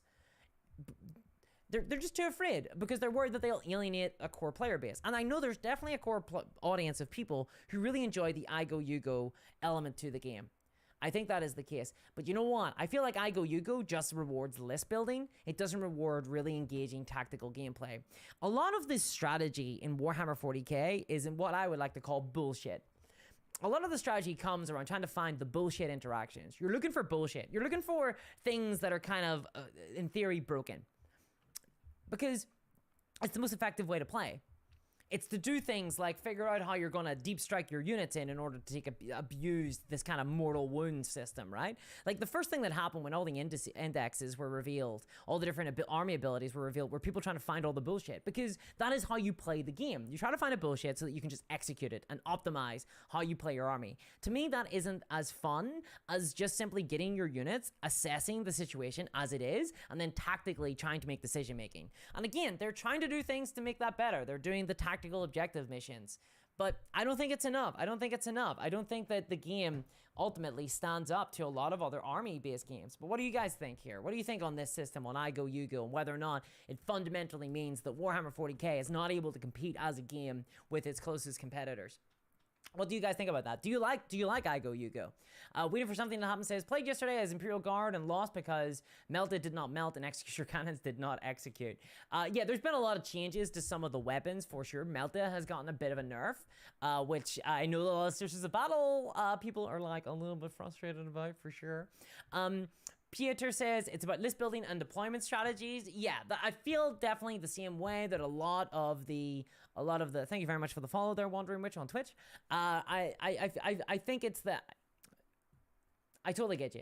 A lot of the game revolves around how you're going to deploy your army. And to me, that sucks. Like, that's not what I care about. I don't want to do deployment. I don't care about deployment that much. I want to be able to just, like, I actually have always found it kind of sad that a lot of the game is about trying to hide your Space Marines from the opponent. Dude, these guys are Space Marines. Like, they're Space Marines. Like, I shouldn't be trying to take cover with Space Marines. I should be striding forth through a hail of gunfire. Do you remember the actual Space Marine CGI, right?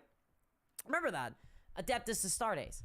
That was badass. And part of the reason that was badass because you had Trader Guardsmen or whoever firing on Space Marines with heavy bolters and they're shrugging off the bullets. Like, that's cool. I think that's really neat. I don't mind playing chaff forces.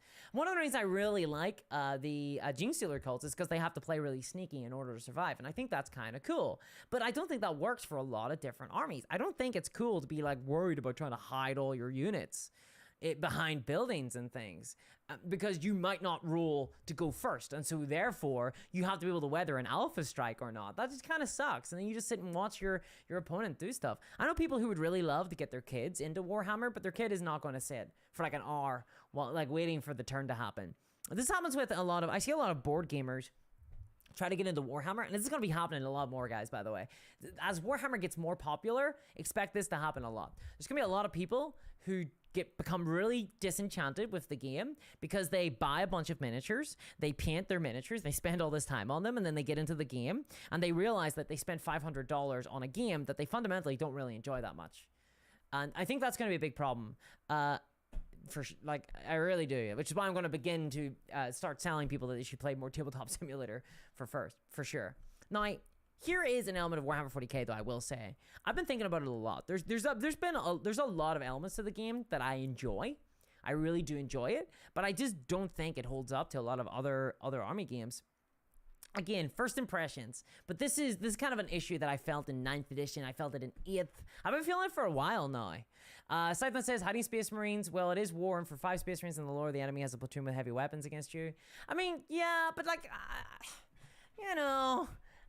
like when I think of Warhammer, I think of kind of heavy metal soundtracks and people striding across a battlefield. I don't think about like, quickly, brother, I found a good nuke over here. We might be able to avoid the LDOP Alpha strike. Unless we go first, in which case we'll run out and fire at them. Like, so much of the strategy is just trying to hide people in deployment and trying to, like, nuzzle them in. And I think it makes a little bit of a toxic competitive environment, too. It makes it sort of like, oh, can you see my guy? Can you not? This is why, like, line of sight is such a big problem in Warhammer. And I think this is why they were trying to make the game a little bit less lethal. And I don't think they super succeeded in that. Because they actually made shooting in 10th edition way stronger than melee. Which is like, it's kind of feels like the opposite of what you're meant to do. And in fact, they actually make indirect fire like really good. Like indirect fire in 10th edition is really strong. This is artillery fire, so you don't need to draw line of sight to people. And that was a big problem in 9th edition, and now it's even better. I don't know what they were thinking when they decided to try and balance it like that. And by the way, I do think the game should be balanced. Like, I do believe in the idea that Games Workshop should be trying to balance the game. I do think that is the case. So I didn't actually mean to go into I Go, You Go in this depth in this video, but I started to get a little bit annoyed the more I spoke about it.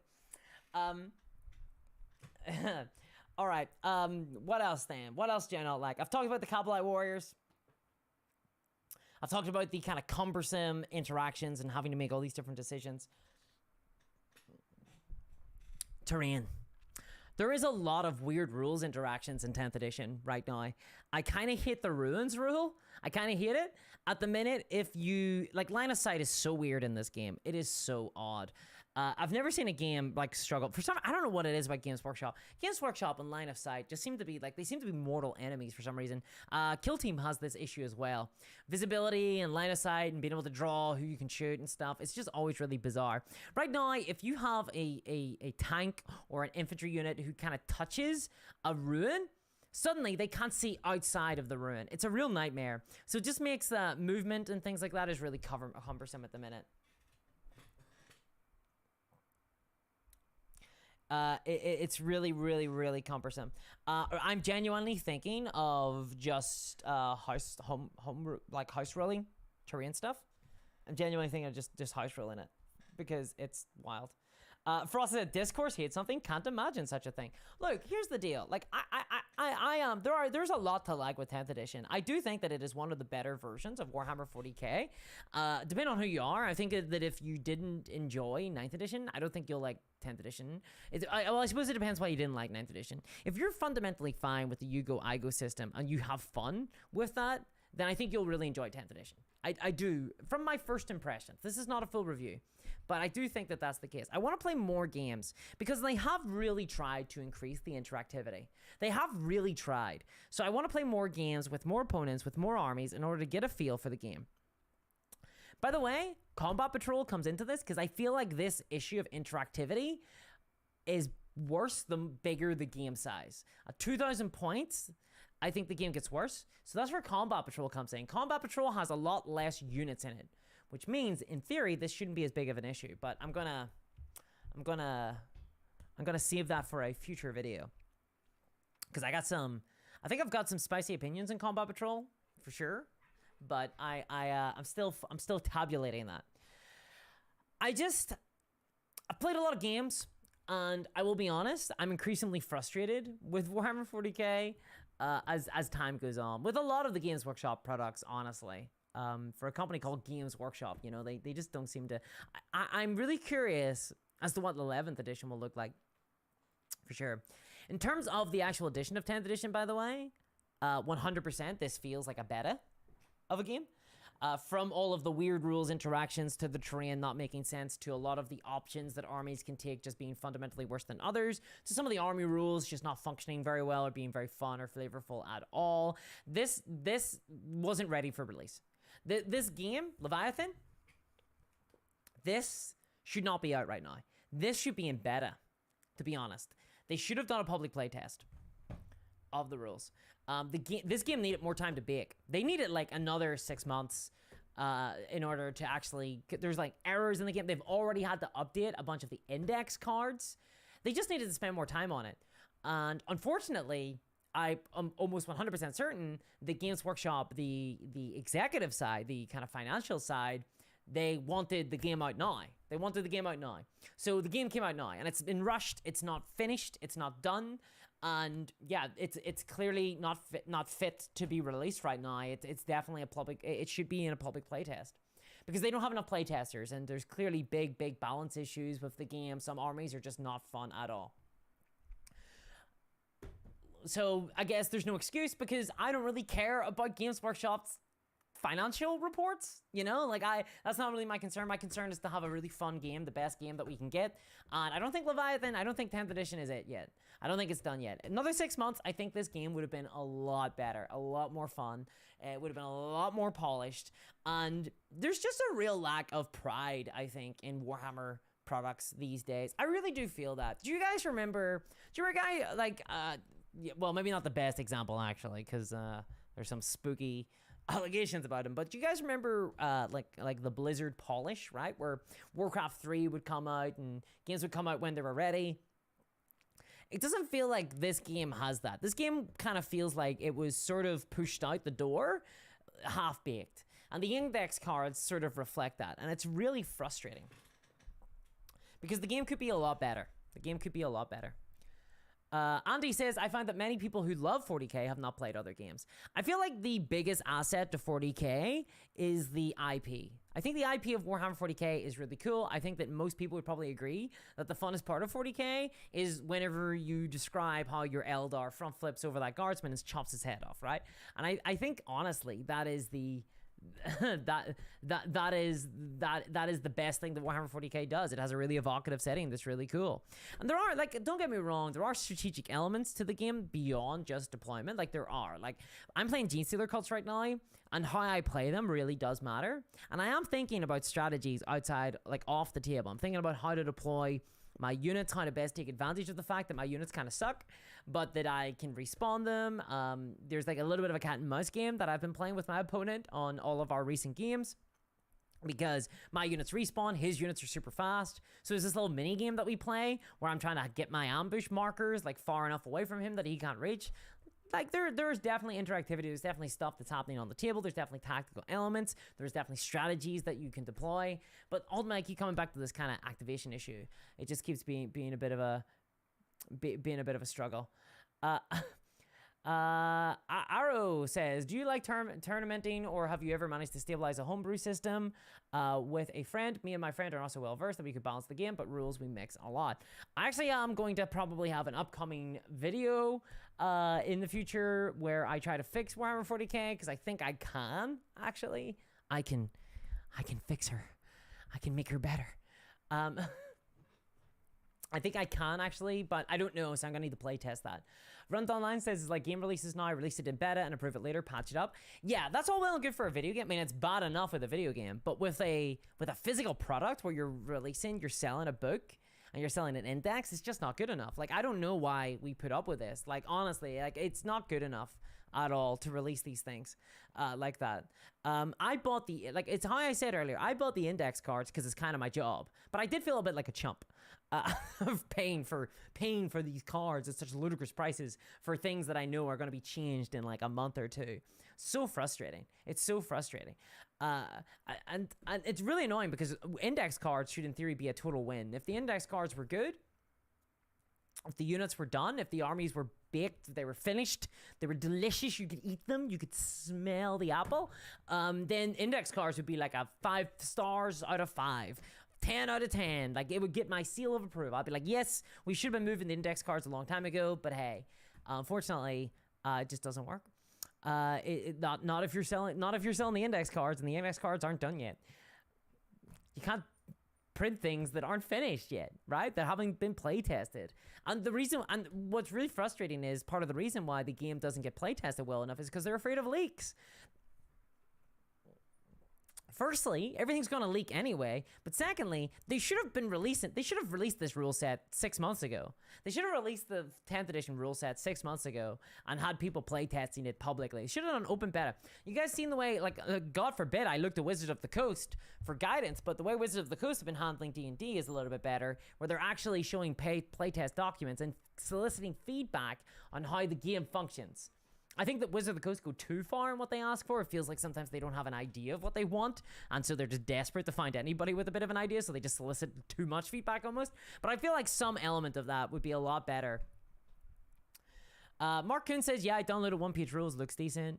I mean, here's, like, I'm probably gonna be playing some One Page Rules soon again, just to wet the old whistle, you know? Just a little bit of a it's like getting a cool shower, you know, after trudging through sewage. And I don't want to emphasize too much. Like, I have been enjoying my games. And I spent the first half of this stream basically going over everything that I've really enjoyed. But boy, oh boy, it's a frustrating product for sure. It really is a frustrating product. Crypto Cav, thank you very much for the 5 more gifted memberships. Thank you so much, Crypto Cav. I really appreciate it. You're basically keeping me afloat at this stage. You're keeping old Discord minis afloat. So thank you very much. I really appreciate it. I really do appreciate it. Rundown says index cards plus a print with the FAQ. I kind of hate FAQs for physical products because I hate having things that just aren't done, that aren't finished, and that I have to get an update for. I hate having to, like, look things up online. Steven says, yes, you're right, GW should hire the Pinkertons like Wizards of the Coast did. You know, the worst part is, I feel like if Games Workshop did hire the Pinkertons, it would be so much worse. Like, they would use it for, like, even more like way more evil. William says, imagine months of open beta. Well, nothing but range refreshes are done. A nice, clean beta test. Yeah, see, the thing is, we've moved over to army boxes now. We've moved over to the army boxes. Rod says, hi from Nashville, Tennessee. I think I may have something wrong on my end for the audio. I'm having to turn it way up. Thanks for the content and the work that goes into it. Yeah, so this microphone is a little bit quiet, so apologies for that. I need to get a booster, but the booster is like super expensive for some reason. I don't get it. This cloud booster or whatever it's called, it's like $200. So yeah, sorry. The videos are gonna be a little bit quiet for a little bit, or at least the streams are. With the videos, I've been boosting it artificially, like post production. But with the streams, I can't really do that. I'm up to max in the gain, so I apologize for that. Unfortunately, until I can kind of get some monies together for a booster, I'm gonna be a little bit quiet. I can try to speak up. How about that? Is that good? Yeah. So what about you guys? Have you been playing 10th edition? Have you gotten the Leviathan box set, or have you just? Have you been playing with it? I feel like I've been talking a mile a minute here. I've been trying to get a lot of this off my chest. It's been a while. I've grown increasingly frustrated at the lack of public playtesting from Games Workshop. Like, I don't understand the fear of public playtesters. I just don't get it at all. And the core rules should always have been free anyway. I don't really think it's like a super big win, but I was thankful for it when it happened. Puritans will be showing up at people's houses. We heard you use the term Space Marine in a public space while not referring to 40k. We're here to collect, says Maniac here. Yeah, that would definitely be a vibe for sure. That would definitely be a vibe. I could see that. I could see that happening, guys. I'm really struggling with this goddamn mic. Pieter says they have built and primed half of the minis. I actually haven't opened up the Leviathan box for anything other than the book and the cards right now, because I've been trying to get more of my Genestealer cultists painted. I've been painting a lot of my Genestealer cultists, and I think what's next for me is probably picking up a bunch of the combat patrols. I'm gonna save combat patrols for a video, I think, because I got a lot of really spicy opinions on combat patrol. Phone says I painted 4 Necrons and 3 Space Marines from Indomitus, so I skipped this $280 box. Yeah, I know a person in real life who's just finished the 7th edition launch box, and now they're moving on to Indomitus, and I'm almost 100% certain that they picked up Leviathan.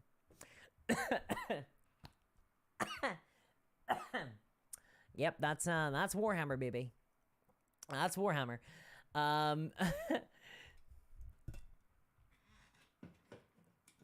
Pixie says I've been painting the God tier models I got last year and making sci-fi train.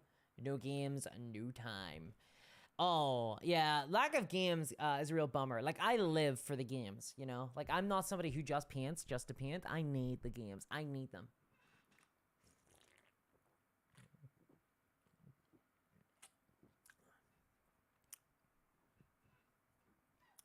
Edward Horn says, my current issues with Tan are as follows. Indirect fire is broken. Overwatch in the movement phase is too far. Devastating wounds triggering on too much. I definitely feel like Overwatch is very oppressive at the minute, especially for melee armies. For sure, it definitely feels very oppressive. Indirect fire, I haven't been subject to it too much because my opponent is an Eldar. I do have an Imperial Guard army though, and I'll probably be cracking it out at some stage soon in order to see how good it is or not. And devastating wounds do trigger pretty hard on like some specific units for sure. I feel like you can definitely cheese your way through this edition. No, Marvin, no Coca-Cola today. I'm trying to get off the stuff.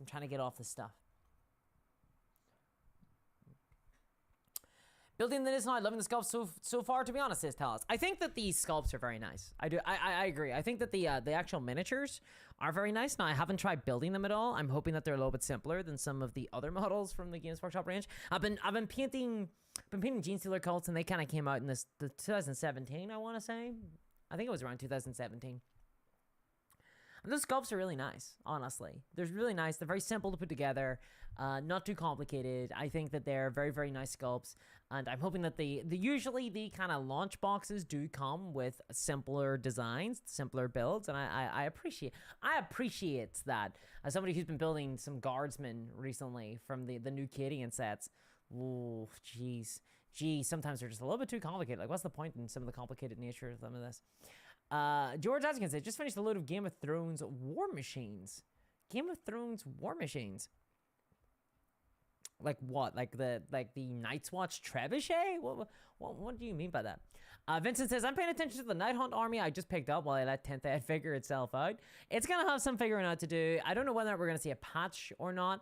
I will say this much, though, guys. I think 10th edition is going to sell incredibly well. I think it is going to make them an extortion amount of money. I think we should expect to see the charts go, woo, like up so high this year. Like, it's going to be crazy. It's going to be absolutely crazy. They have definitely been rewarded for following their schedule. It's kind of... Games Workshop, I don't think, have been super incentivized to have a particularly well-balanced game because they wanted to hit their numbers at a certain time of the year, which they probably have done, which is really frustrating because I feel like long-term it really hurts the game, but short-term it just keeps getting rewarded, so that's kind of frustrating. Old Easy Guy says, local bought 50, sold 48 of them. They didn't sell them all, really. I'm actually surprised that they didn't sell them all. Crypto Kev says, print off your Space Nam dudes from Reptilian Overlords. But Kev, what if I don't need to print them? What if I have them in hard plastic? Dun dun dun. Fred says, you're drinking your Coca-Cola wrong. You need a scotch of rum in it. I think I am made of rum. I ain't made of rum. Red says, which they had different choices for the armies in the box set. Yeah. As somebody who doesn't collect NIDs and who reluctantly collects Space Marines, I do definitely agree with you. I've always been a much bigger fan of how A Song of Ice and Fire does it, where they sell an army box, which is just the one army.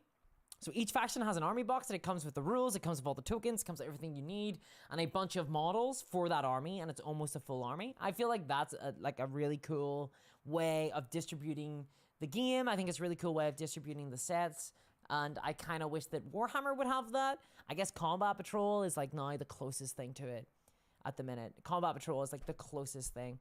Let's zoom in a little bit so I can lean back. Can I lean back a little bit? Oh yeah, let's zoom in. How about that? We're gonna zoom in a wee bit. Ooh, yeah, we're gonna lean back, guys. It's been a really long day for me. I've been recording, I've been writing, and I've been painting. I haven't had a lot of time. I have been playing some Warhammer Fantasy RP though. I'm playing some of that, so I'm going Horus Heresy, says William. My problem with Horus Heresy is a lot of Horus Heresy sounds really interesting, because it's some of the more 7th edition, kind of older school style of stuff with like armor values and things. My problem is I don't really enjoy the Horus Heresy time period. I'm not really super enthused by Space Marines, so it just, yeah, like I'll tell you my armies. I collect Sisters of Battle, Gene Stealer Cultists, Imperial Guard, Dark Eldar. I have Tau, I have Eldar,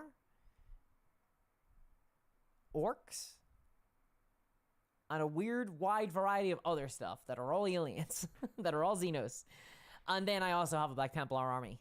So, the Horus Heresy is unfortunately just not the game mode for me, really.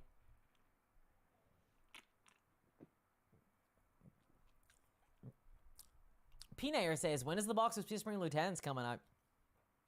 That is a fun little part of 10th edition. If you guys haven't seen it, you can build an entire army. You can build an entire Space Marine army out of captains and lieutenants. Huh? Because you can bring 3 of each. There's no restrictions on how you build your army. So you can just bring a bunch of like captains. Isn't that cool? No? It's not neat? I think there should definitely be an adventuring party assembled for a 2,000 point game. I think that'd be really cool. The 2 army box out really works for kids starting the game so that they have a second army their friends can play with them with, says Timothy. I see the value in a 2 army set. I do for sure. But, I mean, look, here's how A Song of Ice and Fire does it. They have a box where you can buy it and you get a Stark army and a Lannister army, and that's like the buy this box to like do 1v1. But then each faction also has an army box that is just their stuff.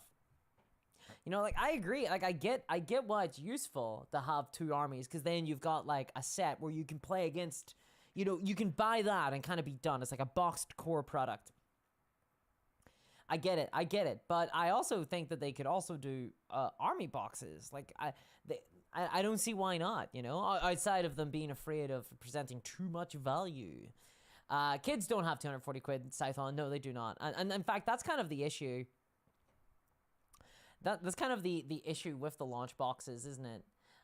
They're not really for kids. They're for, and the launch boxes are almost not even for, like, they're mostly just for established hobbyists. I think they realized this with the army boxes. They discovered that people who already had armies were buying army boxes. They're buying a lot of army boxes because it was the only way to get, like, a discount on them.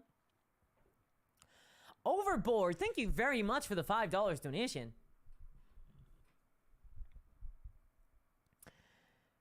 Saying, mic up, mic down. Mic up, mic down. There, Che, we did it. $5 towards the chat-controlled mic. All right, well, if we get enough Overboard, I'll get a chat-controlled mic stand. As much as I detest this idea of relinquishing custody of my mic stand over to chat, I will figure it out. I'm not even sure. I'm not sure if it's physically possible, though. I will say that much. The $5 is very much appreciated, though. Thank you very much. I do appreciate that. So wild. Oh god, see if I actually do have to get a mic controlled mic stand. I'm not going to be happy with this. I'm going to be very displeased with it. Game of Thrones have the best army boxes, says Red. I do think they do, because once you buy those army boxes, you just need to buy one more unit and then you're basically done. And I think that's a really cool idea. Again, which is why Combat Patrol is kind of exciting. What do you think of the Kings of War ambush rules, says Colin Mack. Colin, I recommend that you watch out for my next video that is scheduled to come out on Tuesday. You might discover what my thoughts are on the Kings of War ambush rules. Ooh, how about that? How about that? Vincent says, all those bad changes with 10th and promoting it's like this really looks like the new edition is just to make us start again on a new army for dollars. Vincent, I don't think it's cynical to say yes is the answer. Like, yeah, they obviously, whenever they create range refreshes, whenever they update models and things, they obviously want people to buy them. They want to get people interested in armies, which in and of itself isn't a bad thing. I just wish that those models were as accessible as possible. I don't think it's a bad thing to make cool and exciting models and try to get you into it. I think what's kind of a problem is when you sell it in this, all bundled together with a rule book and a card set, and then you go, hey, you want these models? Give me your money. That's kind of the problem. I wish they were selling this stuff, the new range separately. I mean, are they? I don't think they are. Crypto Kev, thank you very much for the $2. Says, at RB, you're late. Hello, RB, you have indeed arrived. Scython is telling me not to lick the mic on Twitch. That platform has gone crazy. Ooh, can I lick the microphone on YouTube? Am I allowed to do that? Did we break some rules today? I don't know. I don't feel like... I think this turns into a very different stream if I start licking things, guys. I think this turns into a very different stream. Someone got their sassy pants on. Yep. Arby's always got the sassy pants on.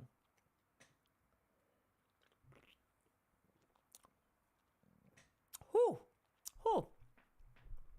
Feels like it's been a while since I've done a stream. Laming says, remember when an army box was worth buying 2 or 3 times? I do. I came across recently an old Eldar army box that I had from like 2008 or so, and I was like, wow. This box is rocking. This box is rocking. The nostalgia came flooding back because I was looking for some Achilles Ridge Runners that I have in my pile of shame. I was looking for some of them. Efred says, licking the mic is a career path. It is indeed. It is indeed. And I'm very licking the mic positive on this channel. Jesus, that box is big, says Marvin. It is a big box. It is a big box. And I will say, as far As far as bundles go, I do think that the Leviathan box is a relatively fairly priced box for a Warhammer product. I do think that it is competitively priced for our Warhammer product. The launch boxes tend to be pretty competitively priced. So I do think that there is a value in the box if you want everything inside it. Again, if you want everything inside it being the most important operative thing, check out my recent video on bundles and why they present a little bit of a danger to hobbyists.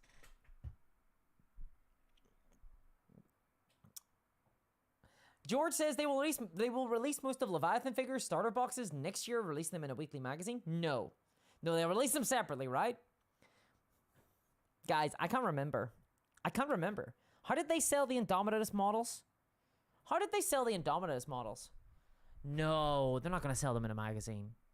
They're going to release them separately, right? They're going to be in the Combat Patrol. I know, a portion of them is going to be in the Combat Patrol. No Dreadnought, but the Terminators, the Purgator, Flamey, Fireboy, Space Marine squads are going to be in the Combat Patrol. The Librarian, the Captain, they're both in the Combat Patrol. So what, the Dreadnought's going to be sold separately, right?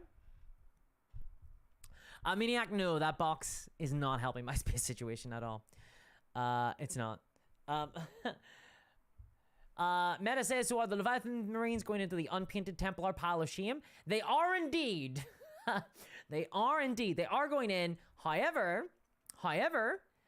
they will they will get painted. They will get painted. I'm hoping this month. Crypto Kev, thank you very much for the $10 donation. Says, will you lick the mic on the secret Patreon only stream next Tuesday at 2 p.m. BST?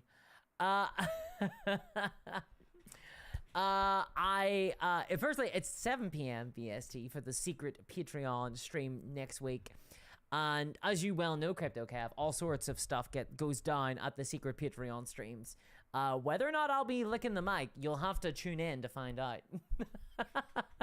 Why is this a thing? Why is this a thing? Is this like a thing on Twitch? Does this happen a lot? I've never heard of this before. Is this like an ASMR thing, or is it something more? What is it I'm agreeing to here, people? Is this like, what is this? But thank you very much for the donation. I really appreciate that, Crypto Kev. And as you correctly said, there is indeed a Patreon stream next Tuesday. Yeah, so any patrons, you can check out that secret stream where we talk about secret things. Secret exclusive things. Overboard with the $5 donation, thank you very much, says, most likely if sold separately, it'll be in a funky box set. Some units share sprues similar to the Indomitus box. Might be a good video on that. Oh no. See, I haven't taken a good look at the sprues. See, the thing is, guys, I'm one of them content creators who doesn't get anything from Games Workshop, so I get the box when everybody else gets the box. So by the time I get the box, like, all of the content is made. Everyone's like, the Leviathan box? Bah, seen it. I've watched Ninjon painted but not painted at the same time in a single video, which was a good video. I basically, I'm always late to the party. I'm like the kid who like bursts in and goes, "Hey guys, what's up?" And like, it's been abandoned because I'm 3 weeks late. So I don't get to do, so I don't really make a lot of content about the newer stuff in terms of like painting models, right? It's one of those things, people are like, you never do hobby content on your channel. And I'm like, I never get hobby stuff when it's relevant because I'm not in the Silver Spoon Secret Club. I'm not in the true GW fan club. I'm in the has to buy things with her own goddamn money club. So I don't get to have stuff kind of exclusively, which means I basically, if I'm going to paint a model, it's not like new, it's not like newsworthy, you know? So, there's no, I was basically not going to, so I wasn't really like super investigating the sprues. I figured that had already been done. People will have seen it in loads of other videos before. Steven, thank you very much for the $10 donation. I really appreciate that. Says, Leviathan cannot be solely won at the Termi Captain. Oh no. No, no, oh, no, Steven, please be lying. Leviathan cannot be solely sold like separately. The Terminator Captain shares a sprue with the Ned Prime, and Dominus came out with kits, then a box of Necron characters, and a box of Marine characters. No, why are you breaking me, Steven? Why are you breaking me on this? This was the honored of the chapter problem, right? I remember this if you've ever seen my Black Templar video, I had to buy the honored of the chapter. It was like £100 for like 5 models because they all came in this one bizarre sprue. We're gonna do this right now, people. We're gonna do this. We're gonna actually look at this. We're gonna actually look at this. Okay. We're gonna look at it. We're gonna see my live reaction as I discover this indignity, this absolute indignity. Okay. So this is a big box. This is a big box. Okay, so I hope I haven't kept anything naughty in this box, but let's find out. Come on. Oh god, it's got the squeegee. Okay, right. So we're gonna look at this because, by the way, this isn't how I came necessarily. Wasn't like, let's zoom out a little bit. Whoop. Let's zoom out. Oh. Okay. God damn it, mic stand. Okay, so we're actually gonna look at this. Thank you again for the donation there, Steven. Okay, so you got this. Right, so here we go. Here are all the big sprues. I saw this and was like, oh my god. So what have we got here? We have... This is the Librarian. Separate sprue. So we have a separate sprue for the Librarian. Okay. This is the big Bulbasaurus Tyrannid. Big blue blue blue blue blue guy. Okay. This is one of the new models. It looks really cool. It's like kind of vomiting on things. That's neat. Okay, so it's on its own sprue. Okay, cool. What are we looking at here? What's this? What's this? What's this, guys? Help me out with this one. This looks like 2 models, right? So you've got the little brain bug over here, the little zoanthrope thing kind of style of thing. And you've got the big scary tyrant guy. I don't know the names, guys. I don't know the names. You've got this guy here. So this is together. So you'll get this in a combat patrol. You can't buy this separately. Why do they do this? Why do they do this? Oh my god. Right. What else we got? This is the flamethrower shooty boys. So the Purgatus squad. Looks like this is a 1 and a 2 and a 3 and a 4. Surely not. Only 4 guys. 1, 2, 3, 4. And 5, it looks like. Looks like there is 5, I think. Is there 4 on these sprues? Yeah. See, I haven't looked at the sprues. So you're catching my live reaction. Sean, thank you very much for the $5 Canadian donation. Says, look up Jessica Chobot. Her career started when a photo of her licking a PSP back in 2005 went viral. That led to her being hired as a TV host. Is that all it takes? God damn, I'm in the wrong niche, people. Should have been in the PSP niche. Damn. I don't know if I've got the tongue action to pull it off, though. I don't know if I've got the tongue action. Thank you very much for the donation. I really appreciate that. The big bug and the bigger bug. Exactly, Sigurd. You're getting it. This is a dreadnought. I know a dreadnought when I see one, people. Gray on gray. Okay, right. I'm going to take the box away. And I'm going to look at it like this. We're gonna zoom. Whoa! Ooh, a little bit of an errant shot of floor there. Okay. So, this is the dreadnought, the sexy little dreadnought. Okay. Actually, we're gonna pop this here to one side. This is Terminators. This looks like Terminator sprue. There we go. Terminator sprue. There we go. There they are. Yeah, there's a lot of pew-pew on the one dreadnought. What are we looking at here? So, I'm seeing Space Marine robes. Space Marine... What the hell Space Marines are these? Heavy Bolter. What are these guys? What are these? These aren't Terminators. I thought you only got Purgatus, like flamethrower guys, and Terminators in this box. Arby says, instead of licking something, try a niche of sniffing a model. That is awful. That is the worst. That is the worst. What is this? What is this a model of? A stern guard. There's stern guard in this box? Okay. Right, here is more Tyrannid stuff. So we're looking at the this is all one unit. This is all one squad of like kind of stabby dudes. Okay.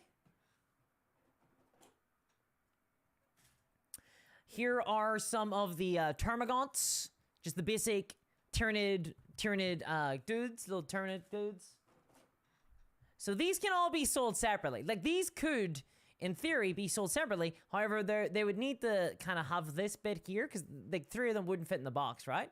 So you'd wanna like have it sold like this is how they would probably sell. How many do you get? You get 1, 2, 3, 4, 5, 6. Wait, no, these are coming with these little guys, the spore crawlers. But it wouldn't be the first time that they've sold like a kind of secondary little guy, right? Like the Necron warriors, where they sold the scarabs alongside the warriors. So they could do that. Like they could sell this, right? And this, you get how many? 1, 2, 3, 4, 5, 6, 7, 8, 9. That's a really awkward number. Sternguard do indeed seem to have pretty scary bolters. And then here we have... Oh, geez. All right, so this is 2 different units. 2 completely different units. You have the... You're having the bigger guys here mixed in with these little kind of fighty guys who are kind of rubbish. Oh, no, guys. So, yeah, it's looking like this box set is designed to be hellish to sell, basically. So what we're going to get is we're going to get a combat patrol of some of this stuff. And then otherwise, they're either going to be sold in a weird bundle, like Honored of the Chapter, or they're going to just not be sold at all and get sold in a magazine designed for new people.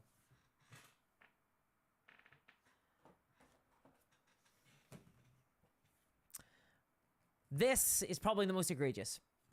Like, what are they going to do here? Like, this can only be sold in a magazine, because here you have the captain, the Space Marine captain, mixed in on the same sprue as the hunter-killer dude, as the hunter-killer monster. Like, you could snap these off, I guess, and sell them separately. Check the book under NIDS.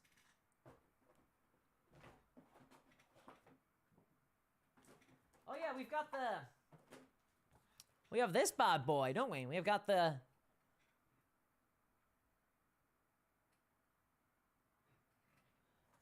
Yeah, we have the sexy little instruction manual that we can look at to tell us. Yeah, of course, of course. So, yeah. Kind of a nightmare. But this is the instructions. Yeesh.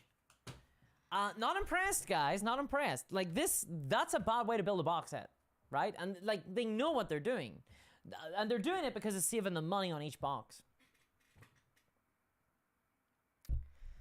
No, I'm not like against push fit. I actually don't mind push fit models, especially in these kind of boxes that new people are going to pick up. In fact, I think that's actively good to do push fit for them. But I really wish they wouldn't do it this way, because it really constrains how they're going to sell the models in the future. As I always, so on this channel, I advocate that models should, when possible, be sold separately as much as possible, so that hobbyists have the maximum choice in what to buy, right? If you like a cool model, you can pick it up. That's what I advocate for. And this is like contrary to that completely. They're going to have a hell of a time now figuring out how the hell to sell this. And they're only going to be able to sell it in big bundles, except for the models where Tyranids are mixed with Space Marines, so they're going to have to sell them as part of a magazine. Yeah, the Necron Overlord and the Blade Guard Captain share a sprue.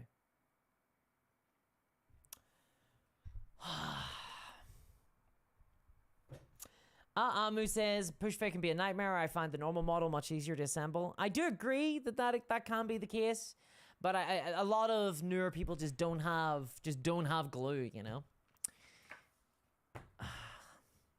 But hey, the models look nice. right? Jeez. This is like one of those scenarios where they've got a really strong IP, they've got really pretty minis, but they can just keep getting away with this kind of stuff because they don't have any competitors.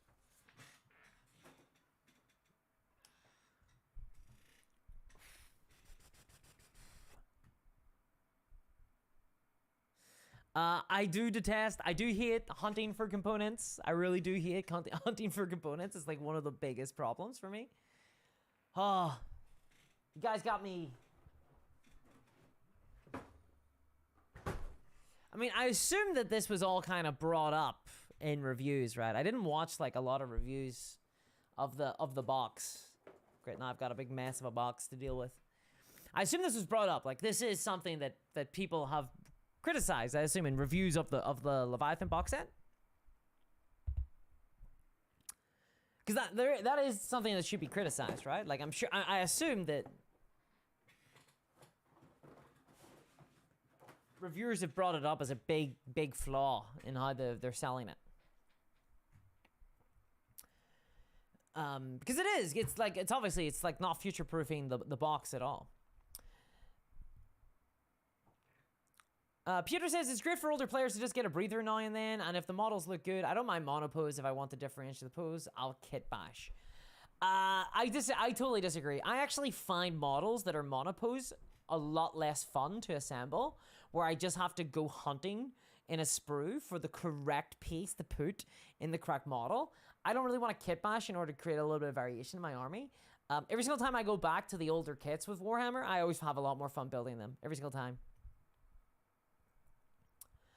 There's a lot of pieces, Red, especially for, I don't mind bigger models coming with a lot of pieces to put together. However, what I hate is smaller models, like Horde models that come with a ton of different pieces. I find this with the Imperial Guard. There is a bunch of different individual pieces for each Imperial Guardsman, and it's like, dude, I need 120 of these guys. Like, why are you making me build the chest piece in 3 different parts? Why are you making me do that? Don't make me do that.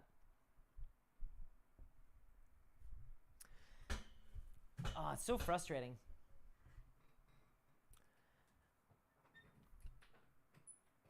You've only seen glowing reviews. I mean, I feel like there's a lot of stuff that is good about the box, but there's issues as well, right? I mean, this is what's the point of review if you're not gonna bring up everything, right? The good and the bad, right? Monopose is the worst, says RB. I agree with you. I really don't like monopose. I actually think that this is kind of goes to some painting advice that like this is like okay, you're never gonna hear this painting advice from anybody else. Okay, so I'm gonna give it to you. Less is more. Like, don't worry. Like, I'm beginning to realize that I should have painted some of my armies with like 1 or 2 really like striking colors and not worried about the details at all because it looks better on the table. It doesn't look as good on Instagram, but I don't care about Instagram. When I'm actually playing with the miniatures on the table, like a couple of colors, like just really striking colors looks really good. But when I've like sat and I've worked and I'm like blending different colors together, or when I'm kind of doing these like gradient shades, you can't even see that on whenever you're like 5 feet away at all. There's like a painting for Instagram, and then there's painting for a game, and they actually are at odds with one another. One looks good really close up under studio lights, and one looks good on a table, and they're not the same thing. They're not the same thing. And I think the same thing is true of monopose. Monopose models can look really cool in a vacuum. You look at them, you go, wow, that's a really cool pose. The same with loads of the Age of Sigmar models. Everyone's like, wow, look at this really cool model. I look at it and go, that looks like hell to play with. That looks like hell to play with. I have seen these new Howling Banshee models, and they look neat. They look cool. But when like I've watched my opponent try to play with them, and they look hellish, and they're really hard to like move around and stuff. Like, this is a game. This is ultimately for a game. RB says, building models used to be my favorite part. Monopose already killed it for me. Same for me, RB. I've really enjoyed the Warlord Games kits because you get to make choices during the building process. I think War Games Atlantic are pretty similar as well. Meta says most people with advanced copies don't want to risk getting cut off by saying anything potentially negative. I mean, I'm sure I bet that there are people who get. I mean, like for example, I watch a lot of Uncle Adam, Tabletop Minions, and he is critical of the starter sets. You know, he is critical of the starter sets. I do think though that like I mean. He gives what I would call pretty relatively balanced reviews, right? I think he gives pretty balanced reviews, and I'm almost 100% certain that he gets the products early. So I don't think that's true of everybody. I do think though that there is definitely an incentive whenever you've signed an NDA with a company and you're getting review copies. In order, you want to keep them sweet, especially in a Kids Games Workshop. Like for example, I feel like most people who get like a review copy of say a Kings of War game, right, from Mantic Games, they're not going to be too concerned about maybe giving a critical review of the product, because it's not like if they get locked out of Kings of War products that their channel is dead. However, if you get locked out of Games Workshop products, because Games Workshop don't have a lot of competitors, that means that your channel is going to be really hurt. So you really can't afford to not get that product, especially if your entire channel is predicated on the idea that you get product early and you either review them or you paint them for the channel. So yeah, at that stage, it's a bit of a problem. But obviously someone like Uncle Adam, he talks about lots of different games, so he can afford to kind of take that risk, I suppose. Liam Dempsey is critical of Games Workshop when they deserve it, says Stephen. Very good. Efren says miniatures with bits sticking out of the cylindrical volume defined by the base are hell to play with. Lots of Shatterpoint minis are like that. Lightsabers are easy to break. Efren, I will bear that in mind, because there might be a review of Shatterpoint coming on the channel at some stage. So that is something I will definitely bear in mind. I haven't begun building the miniatures yet, but you'll have to wait and see on Tuesday. George says Games Workshop's first plastic Space Marines were multi-pose kit. Multi-pose rocks.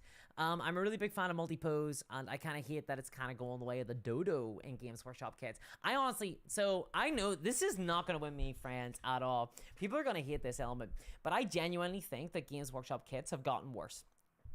I do genuinely think that. I think that their kits have gotten worse. I think that their sculpting has gone down. I think that the golden age of Games Workshop kits was like 2010, 2016, 2017. At that stage, there were still, I think, I don't know anything about the internal sculpting process at Games Workshop. However, I suspect that at that stage, they were using digital sculpting, but to enhance their sculpting.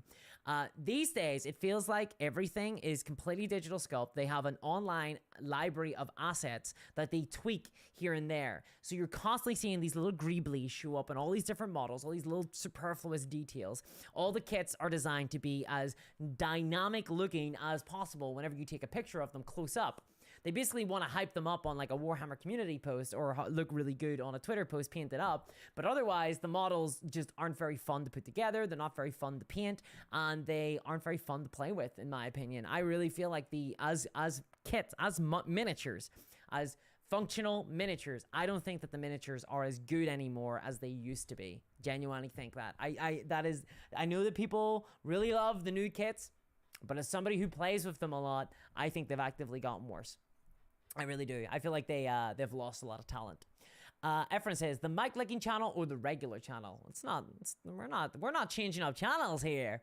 If you like one, you gotta like the other. I think that's the thing. When is the discourse interview with Ronnie Renton? Ask on. I don't really do interviews on the channel. It's not really my thing, you know. I don't know if I would ever really do much of an interview on the channel. I don't know. Maybe on a stream, maybe I would talk with somebody, but I don't really do interviews.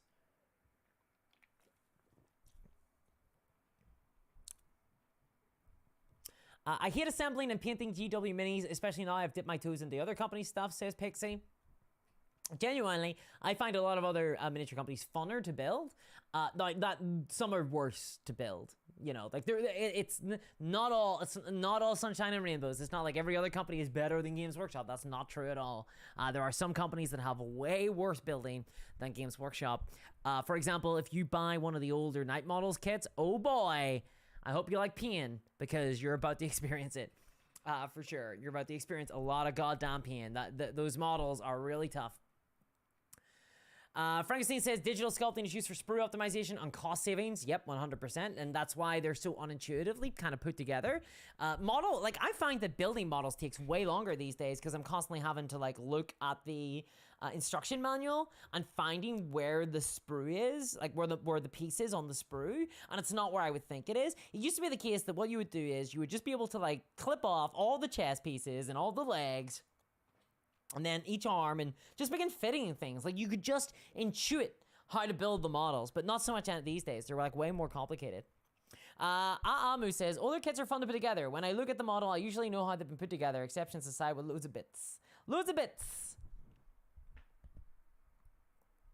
A lot of old model kits are awful, says the Duke. War games are spoiled, if anything. I do think that there are definitely really bad older kits for sure. Like I do definitely. I mean, I stopped playing Sisters of Battle because I did not enjoy putting the models together at all.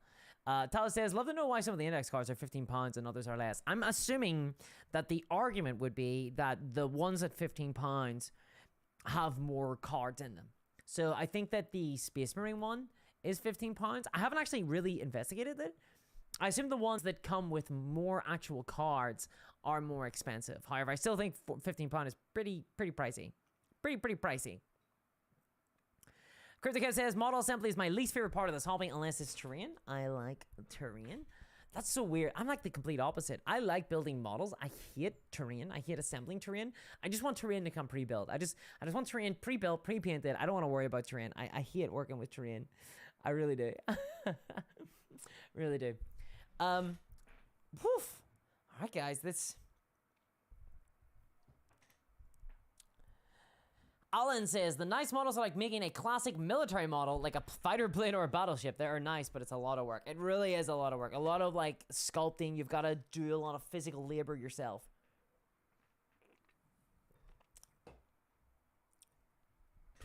The old metal kits do suck, George. The old Games Workshop metal kits really do suck.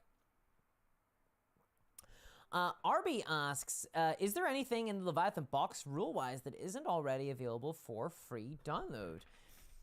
Yes, the unit cards, the actual tactics cards, the mission pack. That will cost you 19 British pounds. I've no idea about dollars, sorry, probably 300. Sorry, that's the Australian dollars, my mistake. Yeah, I don't know how much it costs in America, but you have to get the unit cards, or sorry, the tactics cards. Separate as well. Symbiote Mullet, welcome to the Discourse Air tier. Thank you very much for the membership. I really appreciate that. Thank you. Welcome to the Discourse Air. Get ready to use. Do I need to do an emoji now of me licking a mic? Is that the case? Well, I'm not gonna feed into this sick desire of the chat. Thank you very much, Symbiote. Welcome to the Discourse Airs. Thank you for supporting the channel. Seller says Crusade rules aren't free. Would you like to see the Crusade rules? Let's make them free. One second. Where's the...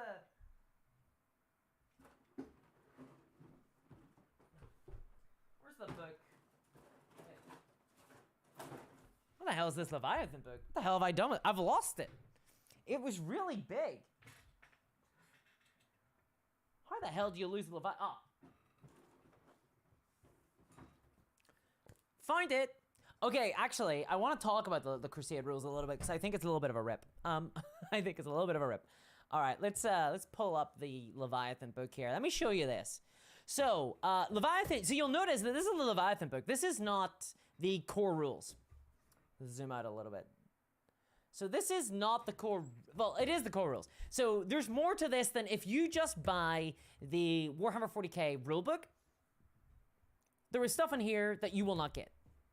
This is the special Leviathan book. Namely, the main thing that it comes with that the other book will not come with are the Crusade rules.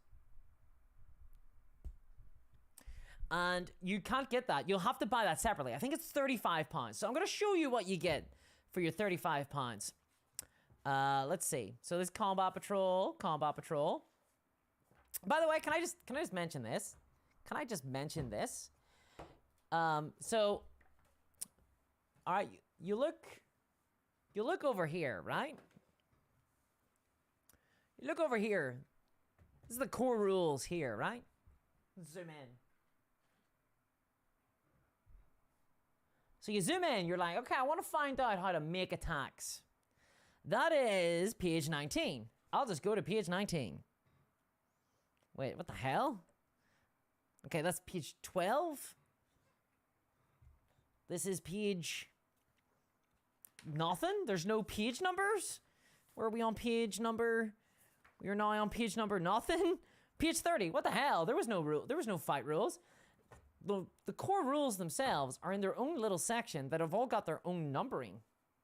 Completely. It's really bizarre. It's so odd. I kind of get why they did it though, so they can like always reference the pages, but it's just really weird. It's kind of odd. Anyway. All right, so let's go. I'm going to show you what you get for your like 35 pounds, what, 50 bucks? 40 to $50? We're just going to slide past the showcase. Very nice art. Very nice art. Okay, so here we go. This is the Crusade rules. All right. All right. That's what you get. CryptoCav, thank you very much for the $10 donation. Says, about the only thing that might seduce me back to Games Workshop would be Space Given, or a decent overworld. Fingers crossed. I'm an optimist. Thank you very much. I really appreciate that. Space Given would be badass. I really do think that Space Given would be absolutely sick. I don't know why they've never done Space Given. I would have much preferred Space Given over Votan. Disappointing. Okay, so what even is this? Okay. So this is $35 for the Crusade rules. Crusade rules are like the narrative rules for Warhammer 40k. So what you'll get is the rules on how to make a Crusade force, and you'll get a copyable kind of Crusade roster. You can't find versions of this online, so you can't print it. You just have to photocopy it, I guess. Crusade is a sort of narrative mode of Warhammer 40k, Aurelio, where your units level up and get battle scars and stuff. I actually like it. I actually think it's really cool. It's kind of, I think it's really neat. This tells you how to do Crusade cards. So basically, a lot of these rules here are kind of identical to 9th edition's rules, except that you just use points now, basically. It also comes with a couple of requisitions. Thank you very much for joining, Red. Welcome to the Discord, says. Welcome to the new and improved Discorsairs. I really appreciate that. Thank you. Cheese Stealers and Cult 3D. All right, ranks in battle honor. So when you die, you get to like level up. Or sorry, when you kill things, you get the level up. You can modify your weapons. So here you go. Here's the 6 things that you get for you roll d6 and see. You can pick up some Crusade relics. So here's what happens when your unit dies, which will happen because it's Warhammer 40k. Your units are going to get tabled. Out of action, you can take battle scars, and then here's the list of battle scars you can take, okay? So this is like the core Crusade rules. This is separate. Then you have Tyrannic War, which is separate from Crusade rules. No, actually, there's no way. Is there? Guys, I have to check this. Guys, I have to check this. Please tell me in chat. Is Tyrannic War sold separately from Crusade? Or it's not, is it? It's not. It can't be. Gamesworkshop.com. I need to check this. I really need to check this. No, it's not. Okay, it's not. It's also, okay, so what you'll get in this has to be, oh my god, whoa, it's way more expensive than I thought. It's £35. Okay, so we have $50. Okay, $50 for that. So you got $50 for the Crusade rules. Okay. Wow. All right, and that comes with this Tyrannic War. So the Tyrannic War, I don't really like how they're doing this. In the new version, goddamn, I wish this was chat controlled.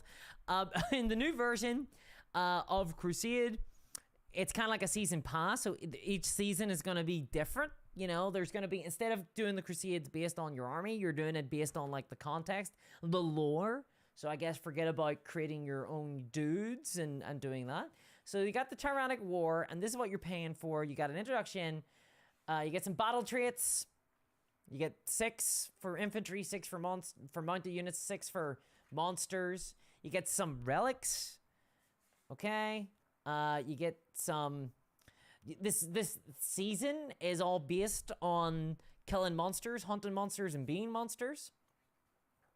Yeah, it's the season of Crusade kudos. Exactly.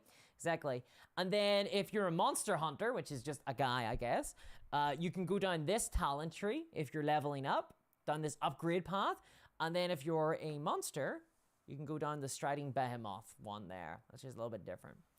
Yeah, it's basically a battle pass. And then you get the rules on how to play a crusade mission again. So that's doubled again. Because, you know, I don't know if there's any differences between the Tyrannic War version and the normal version, but there we are. You get some crusade blessings. And you get some agendas for leveling up on, which is pretty cool. I kind of like agendas. It means that you actually... you can like decide your secondaries. What's kind of sad about this though is that it kind of means that you're not going to use the tactical secondaries from the Leviathan data card pack, which is actually kind of sad because I really like the tactical secondaries and I much prefer to use those than just agendas. Or maybe they're not. I'm not sure if they're exclusive. I don't know if you can use the tactical objectives in this mode. I don't think you can though. I don't think you do, which is kind of sad. And then here you go. Here's how you do a Tyrannic War campaign. You basically just do a normal Crusade campaign. You can play as defenders against the Tyranids. You can play as invaders, i.e. the Tyranids, or you can play as raiders, who are just people who are like taking advantage of the scenario, which kind of sucks, right? Like it just doesn't feel super thematic for a lot of armies. It's very like Space Marines versus Tyranids, which kind of blows, honestly. I kind of feel like a lot of this should just be free. I really do. And then you get 1, 2, 3, 4, 5, 6, 7, 8, 9, 10, 11, 12, 13, 14, 15 missions, and you're done. There you go. That's your $50. There you go. And an index, huzzah! So yeah, you spend $50, you get a book basically telling you how to level up your guys, and roll some tables you can roll on. So you don't get that. You have to buy that separately from the normal rulebook. All in.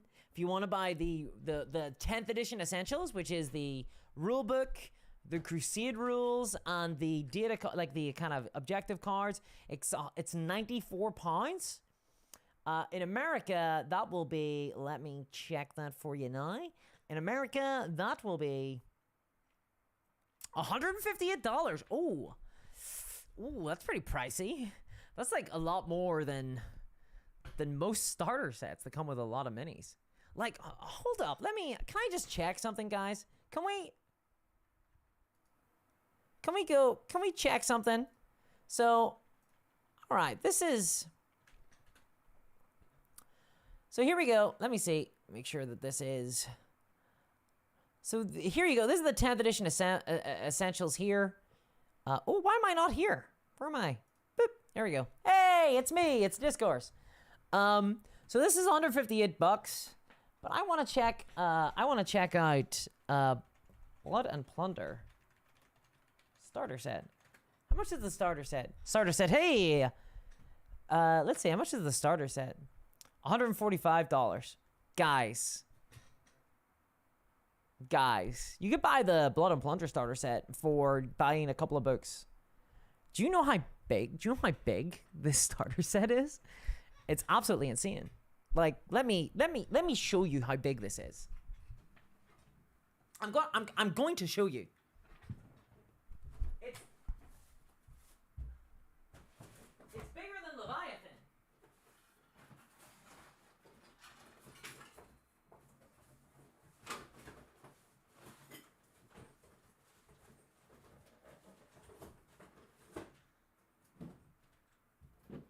Like, you thought Leviathan was big.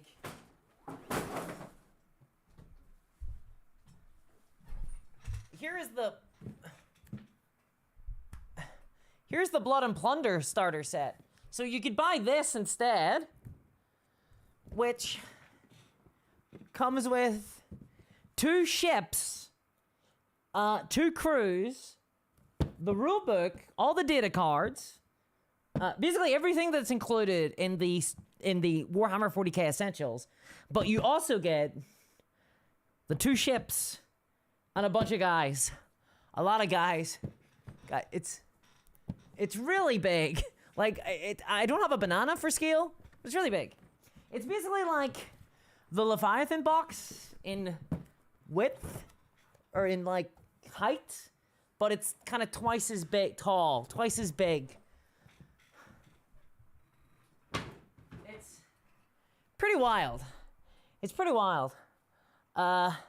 It's really, really big. You get like full-size ships in this thing. Plunder's kind of cool. It's a pirate game, and you can play on land, or you can play on ships, or you can play amphibious battles, so like people raiding ports. By the way, I knocked over the Leviathan box while moving, and all of the sprues have gone everywhere, and I'm really afraid to walk now. I'm terrified. It was a massive nightmare. Getting that box was definitely a mistake. Critter, thank you very much for the $10 donation. Says, open the Blood and Plunder box. Do the box. Wow, okay. Do you guys want me to open the Blood and Plunder box live? Do you want to just do a live Blood and Plunder unboxing of the starter set?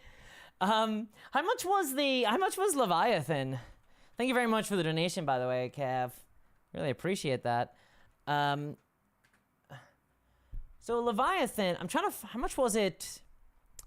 £150. Let's see the US price.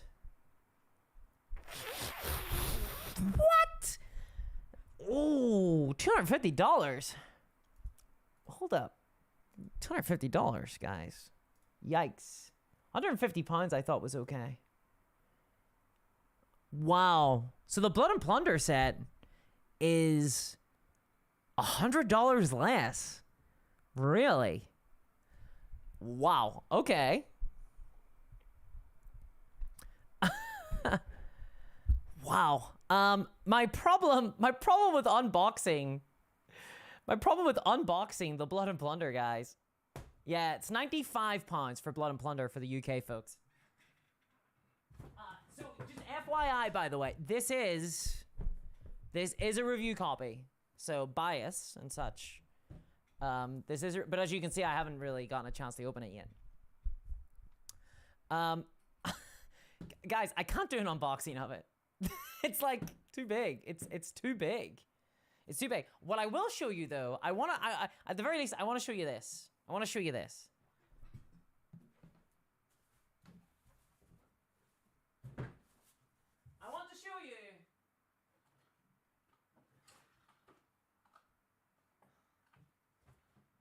the greatest war game book of all time. I want to show you guys the greatest book that has ever been sold ever for a war game.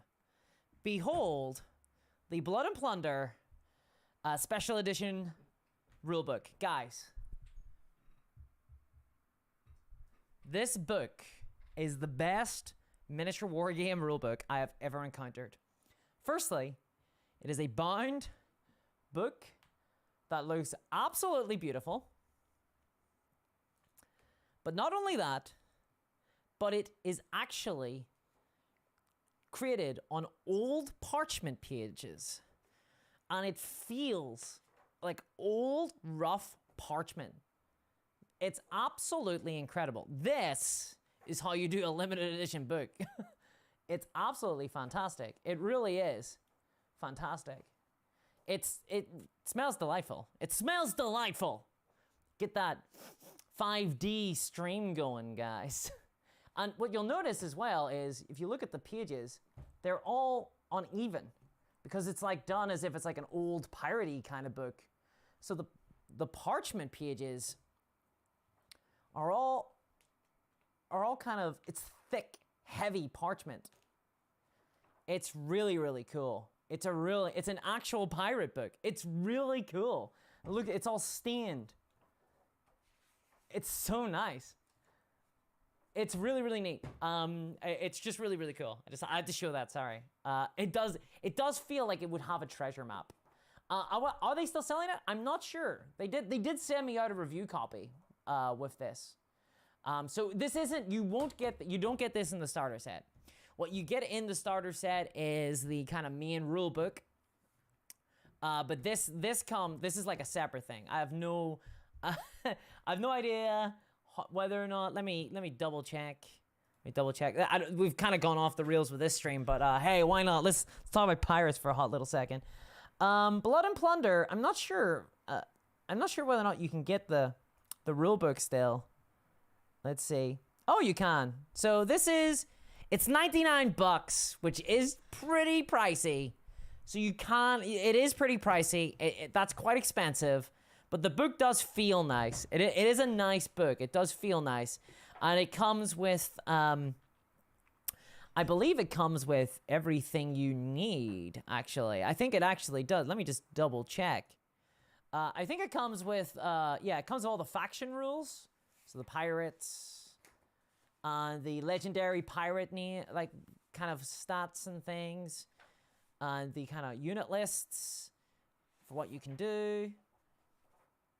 It comes with a bunch of the scenarios. Comes with all the different units. So this is a historicals game. I know there's going to be people who just are not interested in historical games. I think that's fine. But it is a really cool book. I think it is a really cool book. I just wanted to talk about it. But Blood and Plunder is a book. So I asked to get it sent out to me, the starter set, because I do want to talk about it on the channel. I'm just trying to figure out how. I'm trying to figure out how. Let me see. All right, Kev wants an unboxing. So yeah, like it's really neat. It's really neat. The Tyrannic War book alone is $80. Is it that much by itself? The collector's edition. Although, what's the difference? I haven't seen the collector's edition. The collector's edition is $80, in fairness. So this is a special version. I'm not sure what's special about it, but this is like the special version. So I guess you can direct. So the Blood and Plunder special version is more expensive than the Leviathan one. Pricey, but good production value. It is an actual limited collector's edition. Yeah, exactly, Almu. I would not recommend this book for everybody at all. I would recommend this if you like really want to like, you love the idea of having like a kind of a bound book like this with like little, but like, yeah, it definitely feels like a collector piece. I wouldn't recommend it for most people. I think for most people, you'll just want like the kind of glossy rule book that you get in the big starter set. Yeah, definitely. The collector's edition only difference is the cover. Really? Yeah, full art cover. Yeah, I don't really like, I'm not like the biggest fan of Games Workshop's cover. I kind of want to give you guys an unboxing of the Blood and Plunder set, but I'm not sure how. I'm not sure how to do that. It's too big. Oh, God.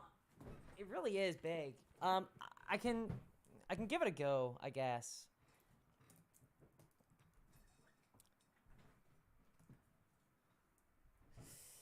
It's special because you get to give GW more money. Yeah, like, it really frustrates me with the kind of army boxes now, how they come along with, how they come with these kind of like limited edition elements as well. It's the only way to get access to them. If you're looking at a new game, let's get into Blood and Plunder so Disco can make pirate content.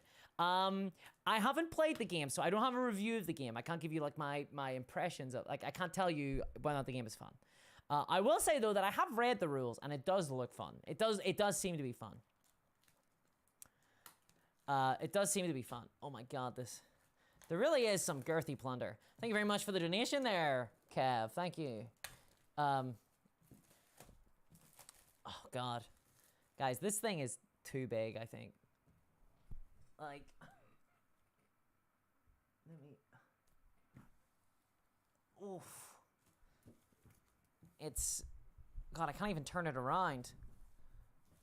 Whoops. Yep, that'll bump into it. There.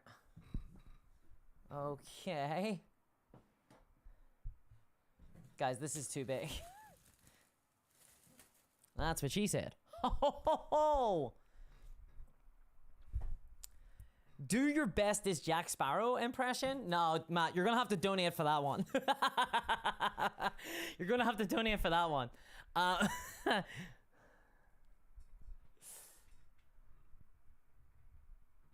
That ain't free. That ain't free. Yeah, so these are my hands.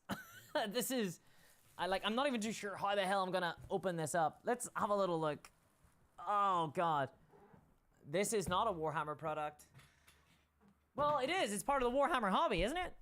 Aren't we all playing part of the Warhammer hobby? So yeah, this is the battle mat. So this is only paper. It's like kind of poster, so it's not super amazing. but the water is pretty. The water's nice. And here we go. This is the instructions. The instructions could use a little bit of work, I think. I don't think these are fantastic. I think these could use a little bit of work.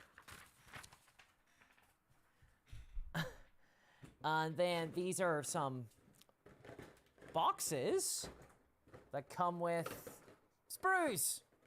Lots and lots of sprues. So I think each one of these boxes comes with the sprues of a ship.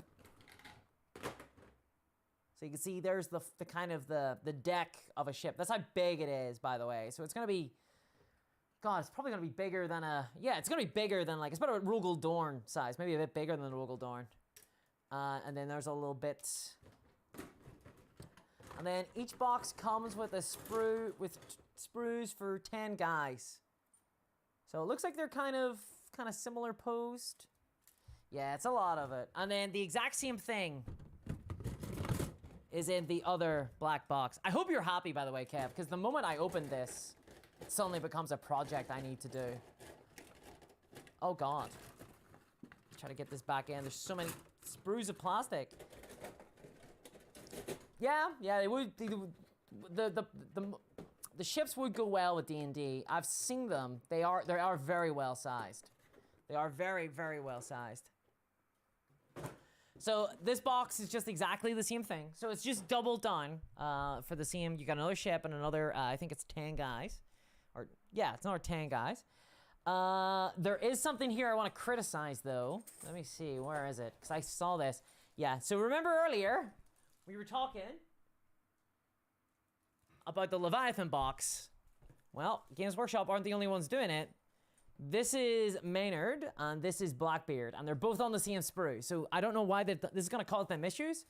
So I think that these are going to be exclusive to this box, which I do not like. I'm not a fan of that. I wish that they need to be sold separately.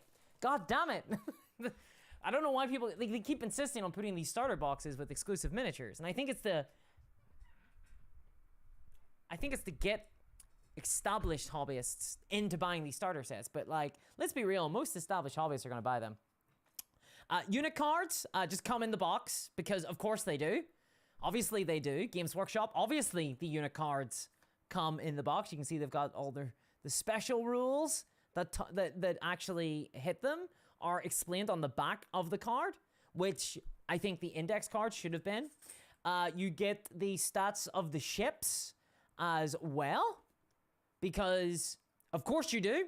You don't buy them separately. You get the stats of the ships on unit cards, and you get all the traits and the upgrades that you can get with them. And then you get cards as well, one for each faction. So you see, these are the British ones. They got a little blood stain there. It's pretty neat. And these are the pirate ones. And they use the old pirate flag, the cool pirate flag, where he's got a little dopey face. I love this little dopey pirate face. It's so cool. It really is cool. I think it's really neat, rather than it being like super epic pirates, you know. It's kind of like the old historical flag, which looked a little bit dopey. You do use decks of cards. Each faction will need one. So you get the British and the pirates here, one for Maynard. Maynard is an old, famous British pirate hunter. Blackbeard is Blackbeard. Hello. Okay, how do I get this thing out? All right, you get a load of tokens. You get a little measuring widget dealio. You also get this thing, which I think is for turning your ships. If you're using ships, there is like a wind mechanic. So like the wind does blow your ships and they keep moving and you can go off the board. It just means that the board moves. And then there's some terrain and yeah, let me zoom out. So the neat thing about the terrain is it can work for, here's some land terrain. And then on the other side, they're ocean terrain. So you can use them for both. So that's pretty cool. I like that. Oh my God, it is going everywhere. It is going everywhere. And then here's the rule book. So you do get the rule book in the starter set. However, I caution you on this. There's a little bit of a trick to it. I don't think this comes with the faction stuff. So I do think that's sold separately. Let me just double check the website real quick. It's an impromptu thing, guys. I'm really sorry. Let me just double check this. So yeah, I think there are two books. There's a Raise the Black expansion pack. I don't know if that is separate. So I think they could work on communicating what it is you need to buy, because there's a core rulebook, and I think this is the core rulebook. But then there's Raise the Black. I'm not sure if this is Raise the Black or not, because this is the Raise the Black starter set. So that gets a little bit confusing. So I would do a little bit of research before you buy it. If you don't buy any additional books unless you're certain to buy them. So I think that's pretty bad. Yeah, the models themselves look good. I've seen the models and they look pretty good. And the ships are pretty big. The ships are indeed pretty big. And you get a bunch of dice. Don't have to pay $30 for extra dice. You just get them. Whew. Wow. You guys, I was talking about Leviathan. You got me talking about Blood and Plunder. How about that? Damn, Kev. Pirates were privateers turned buccaneers. Now, let me just quickly look to see how badly my numbers did.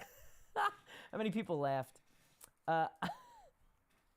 Yeah, guys, we dropped 150 people the moment I stopped talking about Warhammer.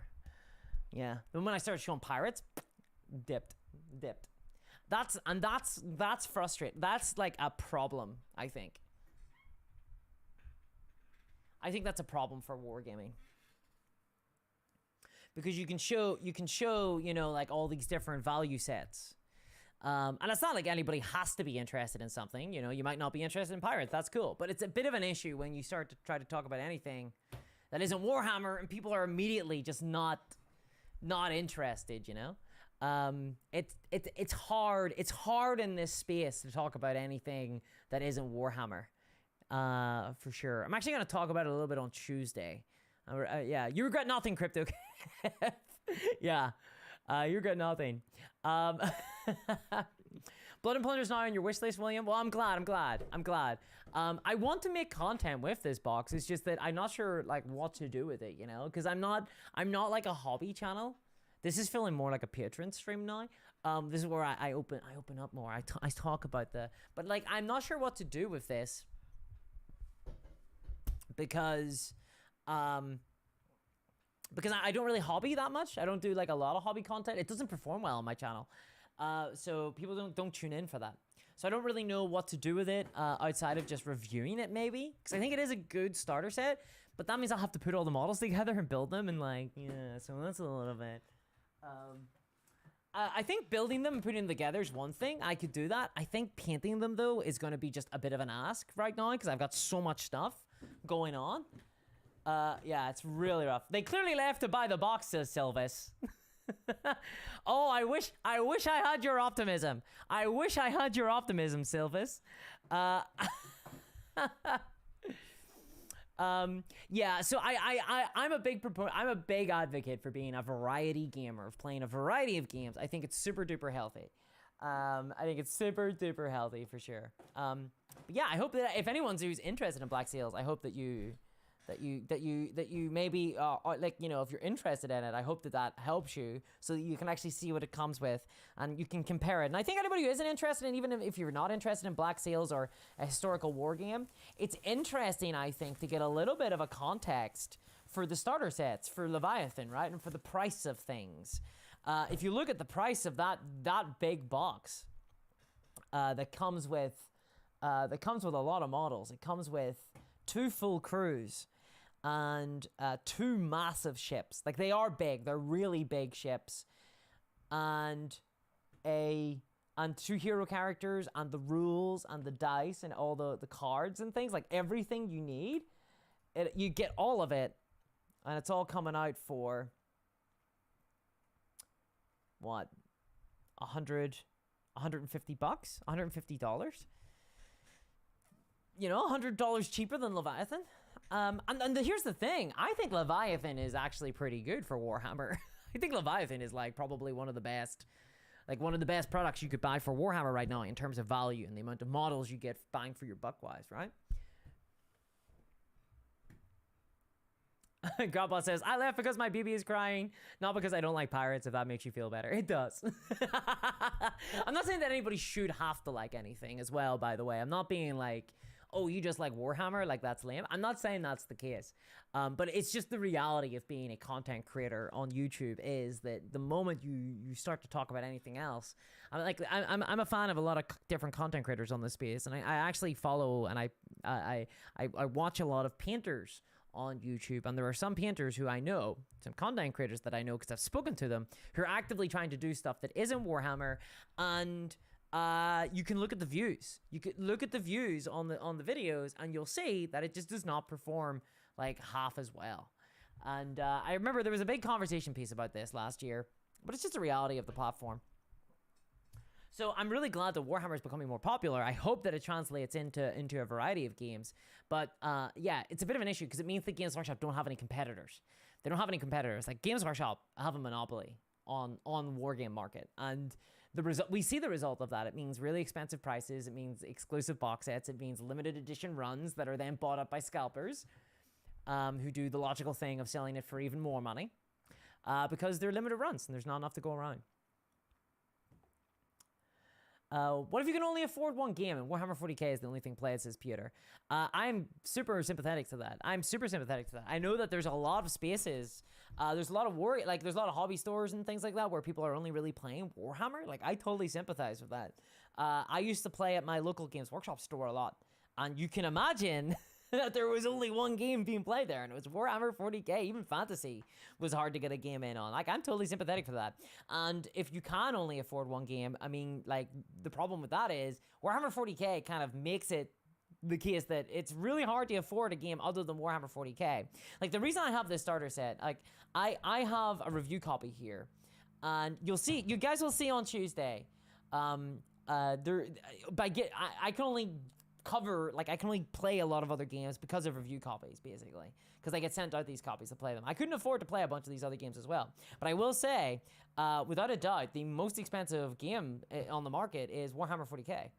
Although that is starting to change a little bit, because I think Games Workshop have been leading the way on a very aggressive price point, I think other companies, Atomic Mass Games, are starting to follow in those footsteps, but I'll be talking about that in a future video. Cleo says, are there any games where you play as the people who stay behind in town? I'll play that. Are you talking about in pirate games? Because Blood and Plunder is not a Navy only game. Blood and Plunder, you can play that on land as well. Although I think amphibious games are probably going to be the coolest. Steven says, people only have time for one or two war games, and those are going to be Warhammer. It's the easiest they get into. I totally get you there, Steven. I think that miniature war games have a huge investment, not only in money, but in time as well. Time and attention. And Warhammer 40k is a fun game to think about. It has a lot of list building stuff to think about, for sure. Like, definitely. I totally agree. Like, I get that you know, you've only got so much of your attention can be focused on it. Like, I get that. I really do get that. What I would recommend, though, is if you're somebody who's only ever played Warhammer 40k, and you're only really, like, you've only got, like, time for Warhammer 40k, maybe think about a skirmish game. There's a lot of skirmish games out there that do not demand much of your time. You'll find that most of the miniature wargame market is actually designed to be as accessible and easy to play as possible, because the creators of the games are aware of the fact that most people are only interested in Warhammer 40k and don't have a lot of time for other games. A lot of games have been designed with that in mind, so I would recommend maybe trying like that out. I think a big problem is that with miniature war games, we're so dependent on physical hobbying. We're dependent on having physical opponents as well. So it's really hard to play other games if nobody else is playing a game, right? You can be, like, super interested in Moonstone. You can be super interested in Blood and Plunder, but if nobody in your area is playing it, well then, like, what are you gonna do? Like, you've got to, like, convince other people to, like, play these games. And that's a real bummer. Like, that's really hard to do. It's really hard to convince other people to buy in to this game that they maybe have, like, no connection with whatsoever. You have to become this hobby advocate for these other games, and that's really, really, really tough. John says, Moonstone has a pirate faction at the moment. They do. I did not know that. I haven't played Moonstone in a while, but I really would like to. John Shepard says, yeah, I bought Star Wars Shatterpoint at UKGE. Yeah, I'll be talking about Shatterpoint soon, actually. William says, be an alpha gamer and collect two forces. Things like Blood and Plunder or Pike and Shot makes it easier. Yeah, so, like, I think this is the thing. I think people assume that other games are going to be as hard to get into as Warhammer 40k is, but I assure you, most of them aren't. Most of them aren't. Especially skirmish games, if like building and painting is a problem, I actually find that I need to have other models to paint when I'm painting for Warhammer as well, because if I'm building, like right now I'm painting like a load of Genestealer cultists. I'm painting a load of Genestealer cultists. Hey, Crypto Cav gifted another 5 Discourse Minis memberships. Thank you so much, Crypto Cav. I really appreciate that. Thank you. That's so kind of you. And now Superhands is taking my face. Ah! Thank you very much. I really appreciate it. That's crazy, Cav. That's absolutely wild. But yeah, so at the minute, I'm building and painting a bunch of my Genestealer cultists. And to be honest, that gets pretty laborious pretty fast when you're on like your 17th neophyte. What I've been doing is I've been painting Relic Blade models in between. And you know what? The Relic Blade models, I can paint them in like 5 minutes. It really is that quick and easy. And they are a joy to paint. They're such a breath of fresh air. They're so different from the Warhammer stuff. And I'd recommend maybe trying something like that, like supplementing your army building with some other brands, like some other models. Like try something out. You'll find that often they're a lot more affordable than Games Workshop stuff. Except, in fairness, Relic Blade is very expensive. That is very much a boutique game from a small indie kind of company. Well, basically, I say a small indie company. It's Sean Sutter in his garage, in his garage or car hold. Thank you very much for those donations there, Kev. That's very kind of you. Are you not entertained? Did you not get your unboxing? Did you not get your Blood and Plunder unboxing? Are you pleased? Are you pleased? Yeah. Thank you very much, Kev. It's very kind of you. For the pirates, says Kev. Yes. Cleo says, in a Discourse vid from a while back, giving an intro to Warhammer, I really got to wondering what it would be like to play as an ordinary soul living in a cursed village. That would be a really fun game. There is a Vertgart, I think it's called. There is a folk horror game that I'm aware of where you're playing as a bunch of different cultists who worship different evil gods. That sounds really fun, where you're like kind of do things like collect eggs of the evil Easter bunny and not get killed, stuff like that. That sounds like a lot of fun. That's kind of a similar vibe. You like Titan Forge's skirmish game? I actually don't know that game at all.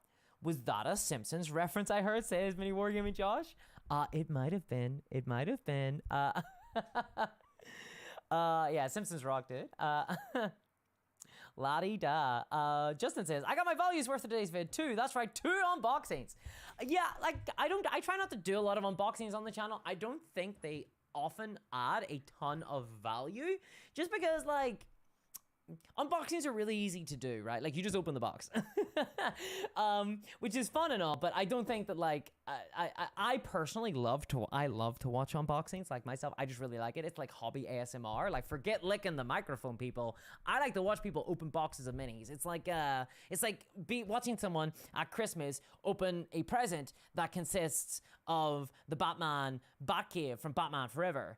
And you get to watch them open it, and you get to see their joy, and you go, "Wow, okay, that would be that. I wish that was me. I wish I had that joy."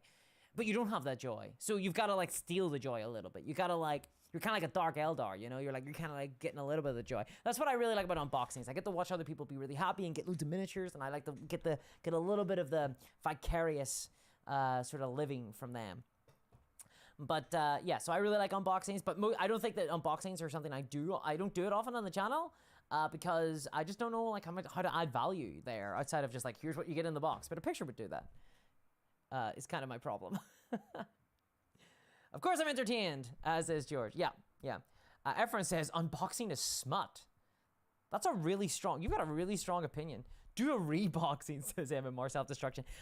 Guys, I'll be honest. This area, I knocked over the Leviathan box with all those sprues when I was carrying the Blood and Plunder box over. So all those sprues are on the ground. And I also threw the sprues of the Blood and Plunder set on the ground as well, just to get it somewhere else. So now there's a mess. There's a really big mess. There's a huge mess.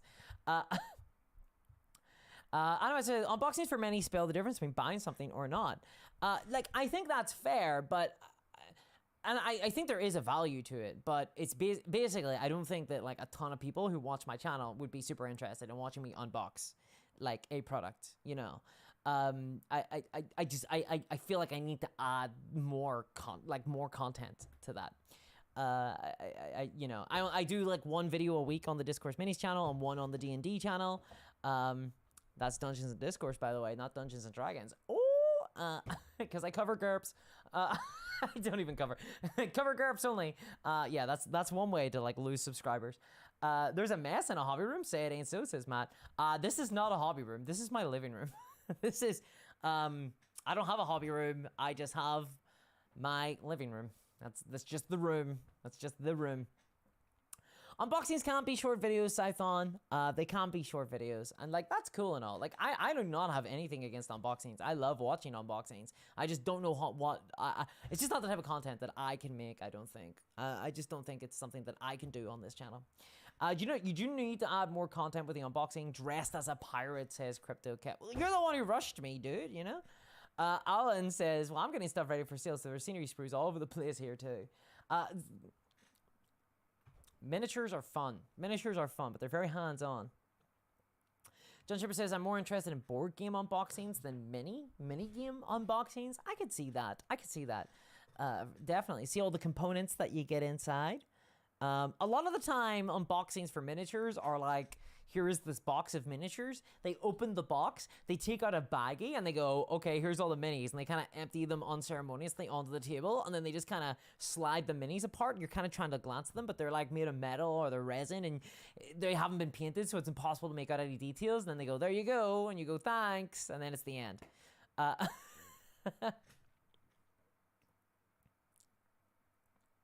Cleo says, I watch GURPS coverage, but I can't promise not to mutter about it in chat. How do you know a GURPS play? How do you know somebody plays GURPS? Don't worry, they'll let you know. I am a GURPS player. Very big GURPS. I love GURPS. It can do anything, guys. It can do anything. Mark says, you need a Raid Shadow Legends sponsor. I have been offered many times from Raid Shadow Legends have offered many times to sponsor videos. I have never said yes. In fact, I've told them quite firmly no, but they keep coming back to me and asking me to get sponsored for them, and I like, no. Terrence Miller says, a reboxing video could actually be a useful video if you box up a finished army that you're shipping it to someone. What are the differences if it's the ship sprues, assembled minis, or painted minis?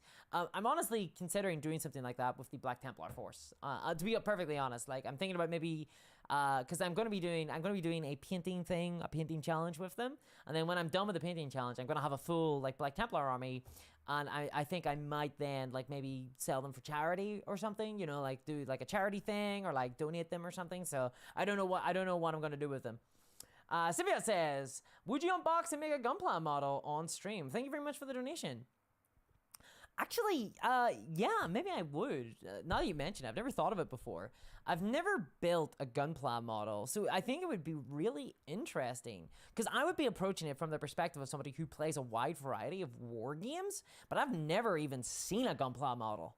I've never even seen a box. Like I don't go looking for Gunpla models. I've never seen a sprue of one. I've never built one before. So that could be, I don't know, maybe, I don't know if that's something people would find interesting if I were to like do it on stream, like live and be like, hey, what the hell is this thing? Let's have a look and see together. I don't know if that's something people would be interested in.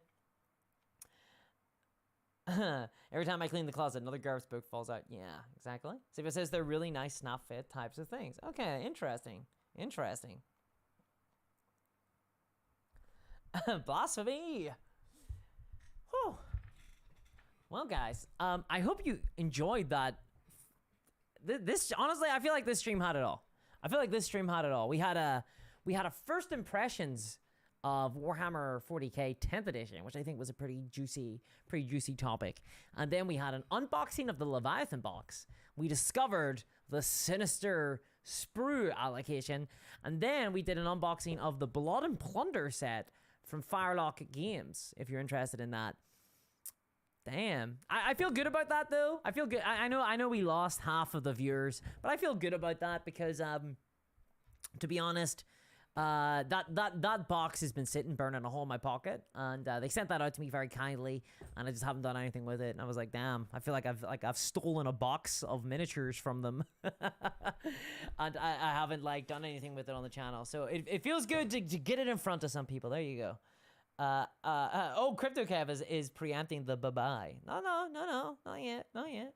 We're not done yet. Samuel says, you sold a copy of Blood and Plunder. I just ordered it. Thanks for showing what was in the box. Well, Samuel, I'm glad that you have found a miniature game product that you're excited about. Because that's what this is all about. It's all about getting excited by cool stuff. Love to spread that real hobby positivity, which is good times. So I'm glad. I'm genuinely glad about that. I sure hope the game is good. Don't come back to me and be like, you showed me a bad product discourse. No, genuinely, I wish, this is kind of one of the things that, like, what frustrates me is just that I think that there are a lot of games out there that a lot of people would really enjoy, and it's just really hard to find out about them. Yeah. Cleo, thank you very much for the $5 donation. Thank you. Says, oh, whoops. Quick, before we end, have half a sawbuck. Thank you very much, Cleo. Thank you very much. I really do appreciate that. Thank you. That's very kind of you. You should do a battle report with it, says William. With the battle reports are hard, guys. Battle reports are really hard. They're like so much work, and like you gotta get loads of cameras and do all these angles and do all this directing and have like a space for it. My wargaming space with my table is not very sexy. It's not very sexy, which is kind of a concern because I'm like, damn, I need to like, I kind of have something upcoming where I maybe tweak some of the Warhammer 40k rules, and I'm like, how am I going to show that with the non-sexy wargaming room? So I don't know what I'm going to do. But thank you very much for the donation there, Cleo. I really do appreciate that. Going towards the speaky mic stand. Mark Vernon says, Blood and Plunder is amazing. I hope it takes off in the UK. I've been eyeing that up since it was in South Park. That's right, Mark. So Blood and Plunder was in South Park, which really shocked me. Because obviously, Warhammer was featured in South Park, and that's not really that surprising. Warhammer is very mainstream these days, I want to say. But Blood and Plunder was like featured, and I was like, wow, okay, interesting. I did not expect a Blood and Plunder reference in South Park. That was a bit of a shock. So yeah, I want to play it. Like, I do want to play it soon. I'm probably gonna, so I do a thing where I review miniature games on the patrons. I do them as bonus videos every month, and I'm hoping to review Blood and Plunder for that at some stage.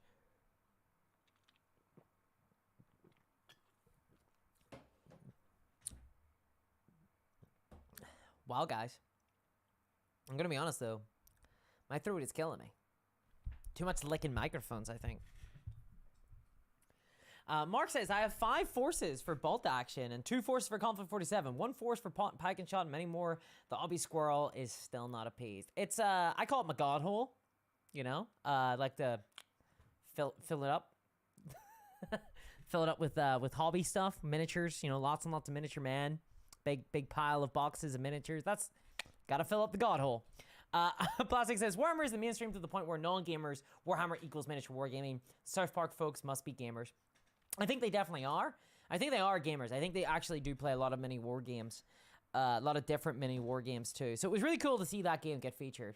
Very surprising as well. And yeah, I do think that for a lot of people, wargaming is synonymous with Warhammer. Like, Warhammer is wargaming. It's always been a big frustration for me, you know, the whole Warhammer hobby thing. We don't really need to rehash that again. But suffice to say, I don't really believe in the idea of the Warhammer hobby. It's the wargaming hobby, but Warhammer is the franchise as part of the hobby. And for some reason, this really frustrates a lot of people, I think, who are not used to thinking about it in those terms. You know, they think about it as like, I'm a Warhammer hobbyist, which I think does a lot of damage to wargaming, really. As if there was like a majority of people in video games were calling themselves Call of Dutyists. I'm a Call of Dutyist. I do Call of Duty. I do Call of Duty. I think that would be a really toxic place for if you were making a video game that wasn't Call of Duty, right? That would really suck if everybody was just like, I just do Call of Duty. So I think it's really important that we remember that we're all wargamers and that there's a variety of war games. But yeah, I do think that even inside like the wargame hobby, there's a lot of people where it's just Warhammer is synonymous with wargaming. And for reasons that we mentioned earlier, you know. It's really hard to get people into other games. You know, you might only have time for one game. And of course, Games Workshop's marketing department has spent a lot of time and effort to get us all to think about it as the Warhammer hobby. John says Trey Parker was a guest on one of the Dice Tower's top 10 games list. Yes, I have seen that, actually. I've seen that. I just checked out Moonstone. Well done, different, and not for me, says Sellers. Yeah, Moonstone is very interesting. I really like it. It's a really cool, whimsical fantasy game, but it's not going to be for everybody, right? It's not going to be for everybody. It's kind of funny. It's the same thing with Warhammer, though. I think the Warhammer isn't for everybody, but a lot of people play it just because it's the only game in town. And that is a bit of a, you know, it's kind of a bit of a pity for me. Like, I wonder how many people just aren't interested in Warhammer, but we're really into miniature wargaming. I wonder how many people there are. How's my Escher gang? Oh, I do have an Escher gang, but I think you were speaking to Plastic Praetor. George says, I have every army for Flames of War, including World War I, Vietnam, Six Day, and Team Yankee. Wow, that's a lot of stuff. Guys, if you're interested in other games, like if you're interested in other games, then I suggest you check out my very next video. It's coming out. If you want to see a conversation about this entire topic, but more in depth and like actually scripted, sort of, a portion of it, then you will enjoy my next video. I think if you enjoyed this madness, you'll like my next video, for sure. I love the card mechanic in Moonstone too, guys. I'm gonna have to go now because it's 9 p.m. and my every part of me hurts. Every part of me hurts. There's sprues everywhere. This place looks like basically like Slanesh is flung through. So there's a big mess here, guys. I gotta go. So thanks very much for joining me tonight. I really do appreciate it. Thank you to everybody who donated. Thank you to everybody who donated memberships, like CryptoKev. Thank you very much. Thank you everybody who joined tonight. I really do appreciate it. It's only thanks to your support that I'm able to continue making content at all and do things like madly unbox a Blood and Plunder set in front of your very eyes. So thank you very much, guys. I really do appreciate it. I'm hoping to do more streams in future once I get this thing sorted, because my God, it is a nightmare. Have a good one. Yeah. So thanks very much, guys. I am planning on doing some more streams again. I kind of fell off the wagon a little bit there. I need to be back onto it. Arthur says, love your content. Thank you very much, Arthur. That's very kind of you. That's really cool. Thank you. Have a good one. I hope you all enjoyed the stream. I'm sorry. I'm sorry for everything. And I hope you all have a lovely rest of your weekend, guys. I really do. I hope you have a really lovely rest of your weekend. Elton John's on Glastonbury, says Robert Surtees. Well, thank you very much for the donation, Robert. Thank you very much. Guys, thank you very much for tuning in on the content. And if you're into RPGs, by the way, there is an RPG channel. There's a link in the description below. Clean your room up, says CryptoKev. Jeez. Thanks a lot, Mom. Take care, everybody. Thanks, you. I'll catch y'all soon. I have to wait a while because the YouTube thing has to catch up. Oh, I'm waving now, so that should be me, right? Once I start waving, then we'll end the stream.